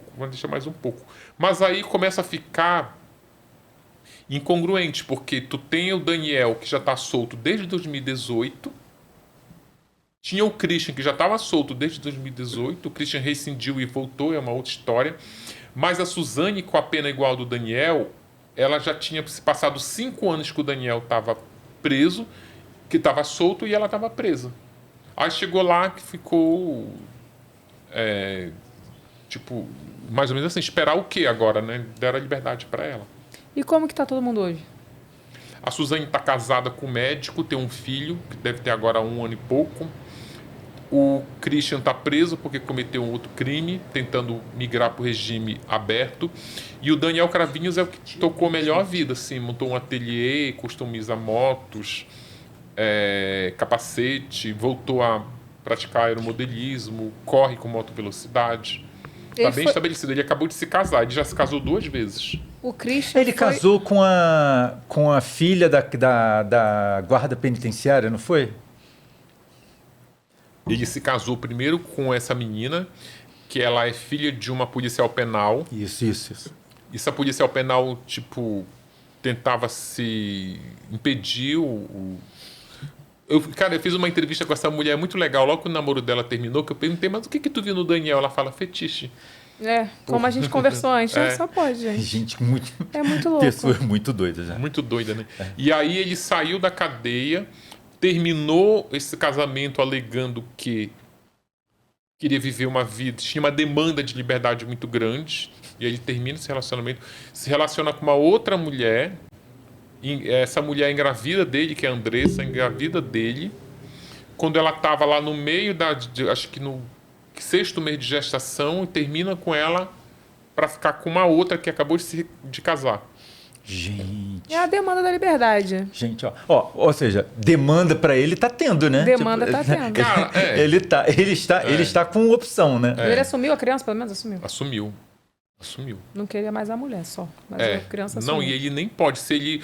Essas pessoas, elas estão cumprindo pena. Então é cheio de regra. Se qualquer deslize. gotinha de urina fora do pinico, volta para e volta pro fechado. Não volta para Pro semiaberto, não, né? volta pro fechado. E pensa no seguinte, a pena dele é de 40, ele cumpriu 20. Se ele tá solto, ainda tem uns 15 anos de pena, ele pode voltar e ficar uns 5 anos no fechado, aí tu vai ver o que é. Por isso, pensão, por exemplo, não pode atrasar. Se essa ex-mulher dele, for lá na delegacia dizer um ai dele, ele tá lascado. Que babado, hein? Pensa numa mulher que nunca vai ter a pensão atrasada. Ó uma vantagem aí, ó. Ó a vantagem. Que horror, que horror. Nossa. Vamos pro É Fã ou Hater? Vamos. Então roda a vinheta aí. Ó, a gente vai ler uns comentários que a gente achou nas redes sociais. Eu tô batendo aqui toda hora. Eu tô percebendo. Me perdoa, gente. Eu tô percebendo que você tá com um certo Só Jesus, hein? descompasso e eu que com o seu tô negócio. com o fone, eu tô ouvindo mais alto ainda. Pois é. A gente vai ler uns comentários que a gente pegou nas suas redes sociais e você comenta. Beleza? Tá bom. Renato que vai ler porque eu não enxergo. Isso mesmo. Eu de pertinho enxergo. Vai. Aqui, ó. Eu, Carla Chayana, as fotos que o Ulisses coloca, cara, kkkkkk, sobre as fotos que você usa nas suas postagens. Mas são fotos As fotos dos falando sobre os crimes eu mesmo. acho que isso é fã. É porque a minha rede social, ela tem pouquíssima coisa pessoal. Inclusive, meu sonho era que ela voltasse meu Instagram quando eu tinha 600 seguidores, todo mundo eu conhecia, fazia do Instagram um álbum de família. Hoje eu não faço mais, então não faço. Faça que nem eu tenha um só pra família. Pois é, eu muita não rede tenho, eu tenho dos meus social, filhos. Eu não consigo, gente, mais. Não é verdade, mas eu tenho só dos meus filhos. Aí privado. agora é Instagram, é TikTok, é não sei o quê, muita isso coisa aí. para administrar. Mas eu só basicamente eu tenho 2 Instagram, que tem o meu pessoal, que não é mais pessoal, e tem o Instagram do livro, que se chama Crimes do Brasil, que é onde fico postando as coisas do blog e tal. Então mas eu acho fã. aí, enfim, se ela comentou as fotos, acho que é porque é fã, né? Ela botou kkk no final, é fã. Botou, é fã. Próximo, Renato. Vamos lá. Ó. Ana Garrafa. Eu queria entender por que o fato delas serem sócias do paulistano, que eu também sou, tem a ver com a matéria. Eu não estou criticando, só queria entender. Bom, é o seguinte, o local onde ele estava pegando, o plano dele era aplicar golpe nas sócias do paulistano. E eu, assim, eu não tenho vergonha nenhuma de assumir que o fato de ser no paulistano tem muito mais apelo jornalístico, porque o paulistano é um clube de elite. Né? E ele estava ele estava namorando 2 sócias do paulistano simultaneamente, sem que uma soubesse da outra. Agora, se eu fosse sócio do clube, eu não me sentiria ofendido, não. Pelo contrário, eu ficaria alerta. Pois é, alerta é o seguinte, poxa, então aqui, ó, continua reunindo a elite de São Paulo, ó. Os golpistas estão vindo aqui dar golpe na gente. E agora eu ainda vou te contar um segredo aqui, para ela ver que foram o pessoal do próprio clube que me procurou para fazer a denúncia. Gente. Tipo, não descobri que era sócios do paulistano no decorrer da apuração. Quando me passaram essa matéria, essa pauta lá, já era pessoal do próprio clube. Olha, tem um senhor aqui aplicando golpes nas idosas do clube. Vem cá, essa é fã ou hater? Eu acho que ela é fã. Não, ela tá meio passiva-agressiva. Eu acho que ela tá neutra. Ela tá. Nem fã, nem hater. Ela tá assim, ela deu uma chateada porque ela também vai lá e ela ficou nessa situação. É porque, querendo ou não, resvala no nome do clube, né? Na imagem do clube. Aí alguém, depois ela, de repente chega algum e fala, eu sou sócia do paulistano. Dá cuidado, hein, cuidado. Mas olha, como eu não vou citar porque, enfim, eu não vou fazer matéria sobre, mas eu descobri depois que tem outros golpistas dando golpe em sócios de outros clubes. Gente, vai ter em tudo quanto é Só lugar. que aí, como não tinha ainda, que para eu publicar isso no jornal, eu preciso de um boletim de ocorrência, né? Para a pessoa, como elas não quiseram registrar, e aí eu não fiz a matéria. Aí não tem muito o que fazer, né? É. Elas têm que se manifestar primeiro, né? Onde há dinheiro, há oportunidade. Não, o mais engraçado dessa matéria, essa matéria está no blog, é que ele me procurou. Não, eu procurei por ele. Eu procurei por ele e falei, olha, fulano, meu nome é Ulisses Campbell, eu trabalho no Jornal O Globo, eu estou fazendo uma matéria sobre os golpes que o senhor está sendo acusado de aplicar nas sócias do Paulistano. Jesus. Aí ele veio assim, olha, quero que você prove que eu não dei golpe nenhum e tal, não sei o quê. Aí daqui a pouco me ligou o advogado dele, enfurecido.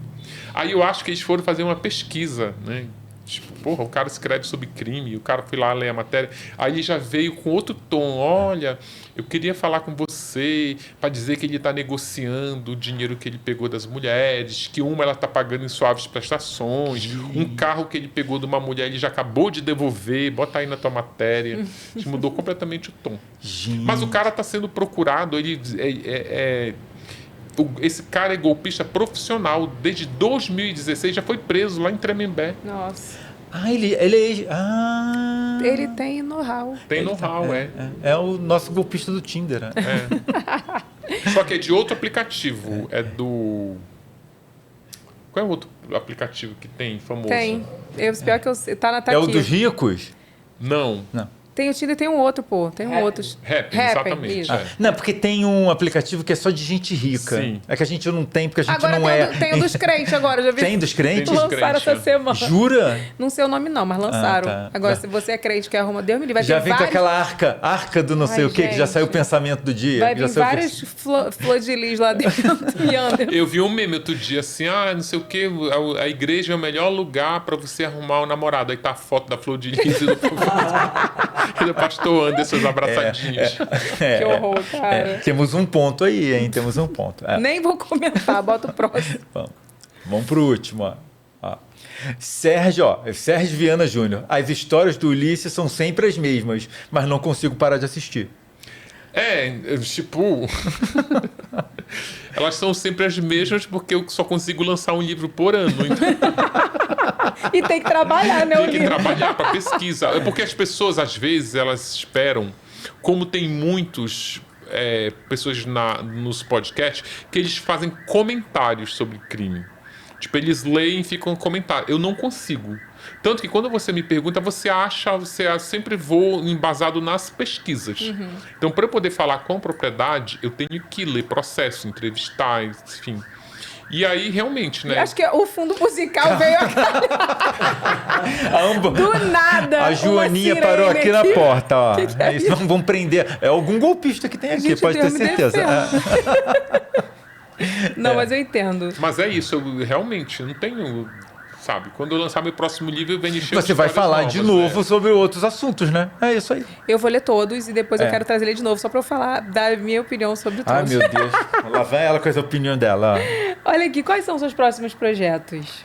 O livro Tremembé, que eu já comecei, que é uma antologia de crimes que estão lá na penitenciária.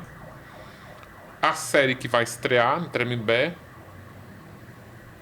Tem uns que eu não posso falar ainda. Tem um podcast também, que não é... Gente, eu nunca vou virar podcaster, tá? Mas é um podcast criminal. Eu ia zoar o Ulisses, eu fiquei quieto. Você percebeu que eu fiz um assim? Eu ia falar do tipo, fez a blogueira.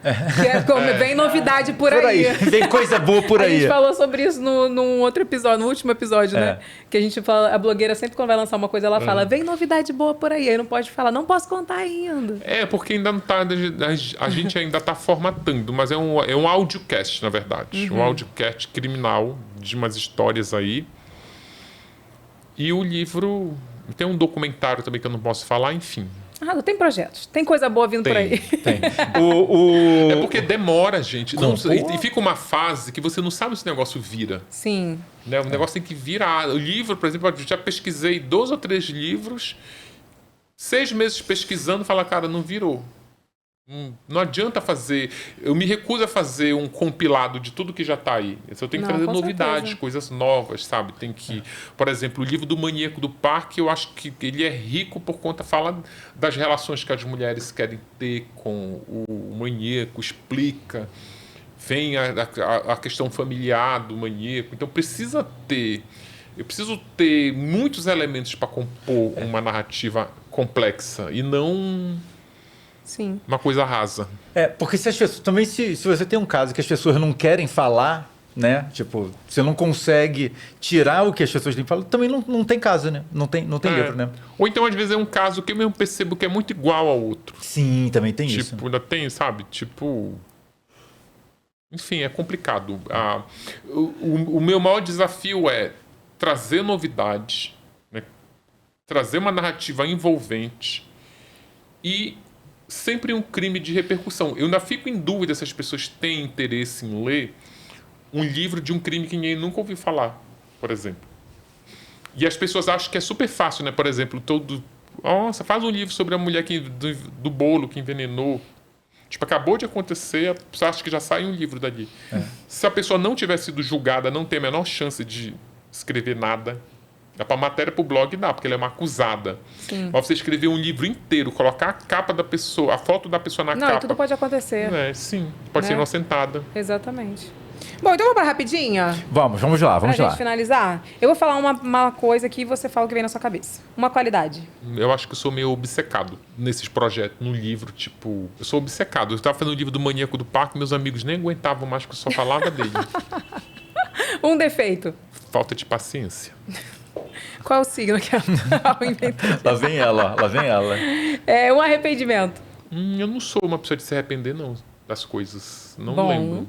Bom e não sei se é bom. Mas é bom. É bom que não fez muita coisa errada. Não, pode ter feito, mas tipo, já fez. Foi já lá. foi, né? Tá certo. Seu maior acerto? Eu acho que foi profissionalmente investir no true crime. Porque eu demorei muito eu tenho 25 anos de profissão, sempre atuei como repórter, mas eu rodei muito assim, tipo, fui repórter de educação, de saúde.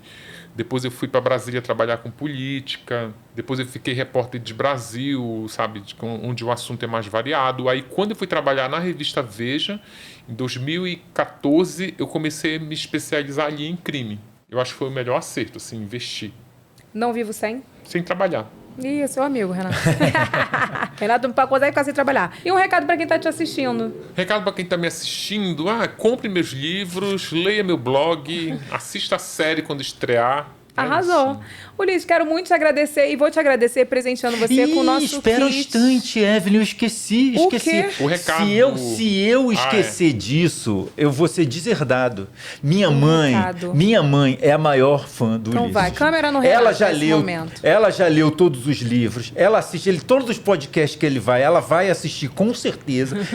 Ela só vai assistir esse aqui porque você tá aqui, porque é capaz dela não assistir. Foi lá, mas eu não sei quem é, não vou assistir. Na verdade, ela tá assistindo, né?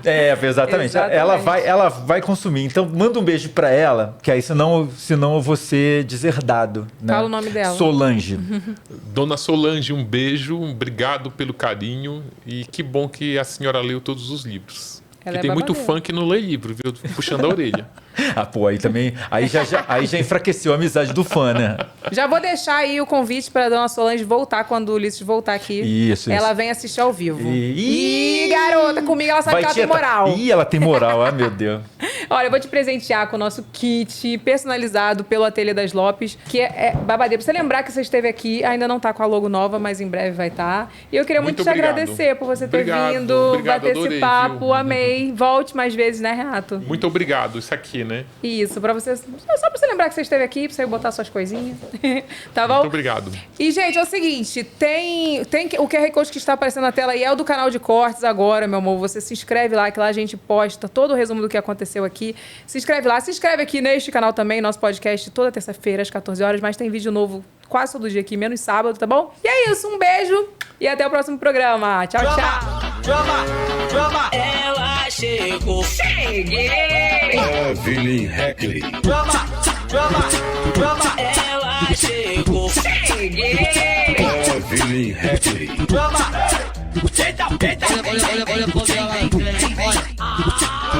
Evelyn Heckley. Esse é o pique da Hebe.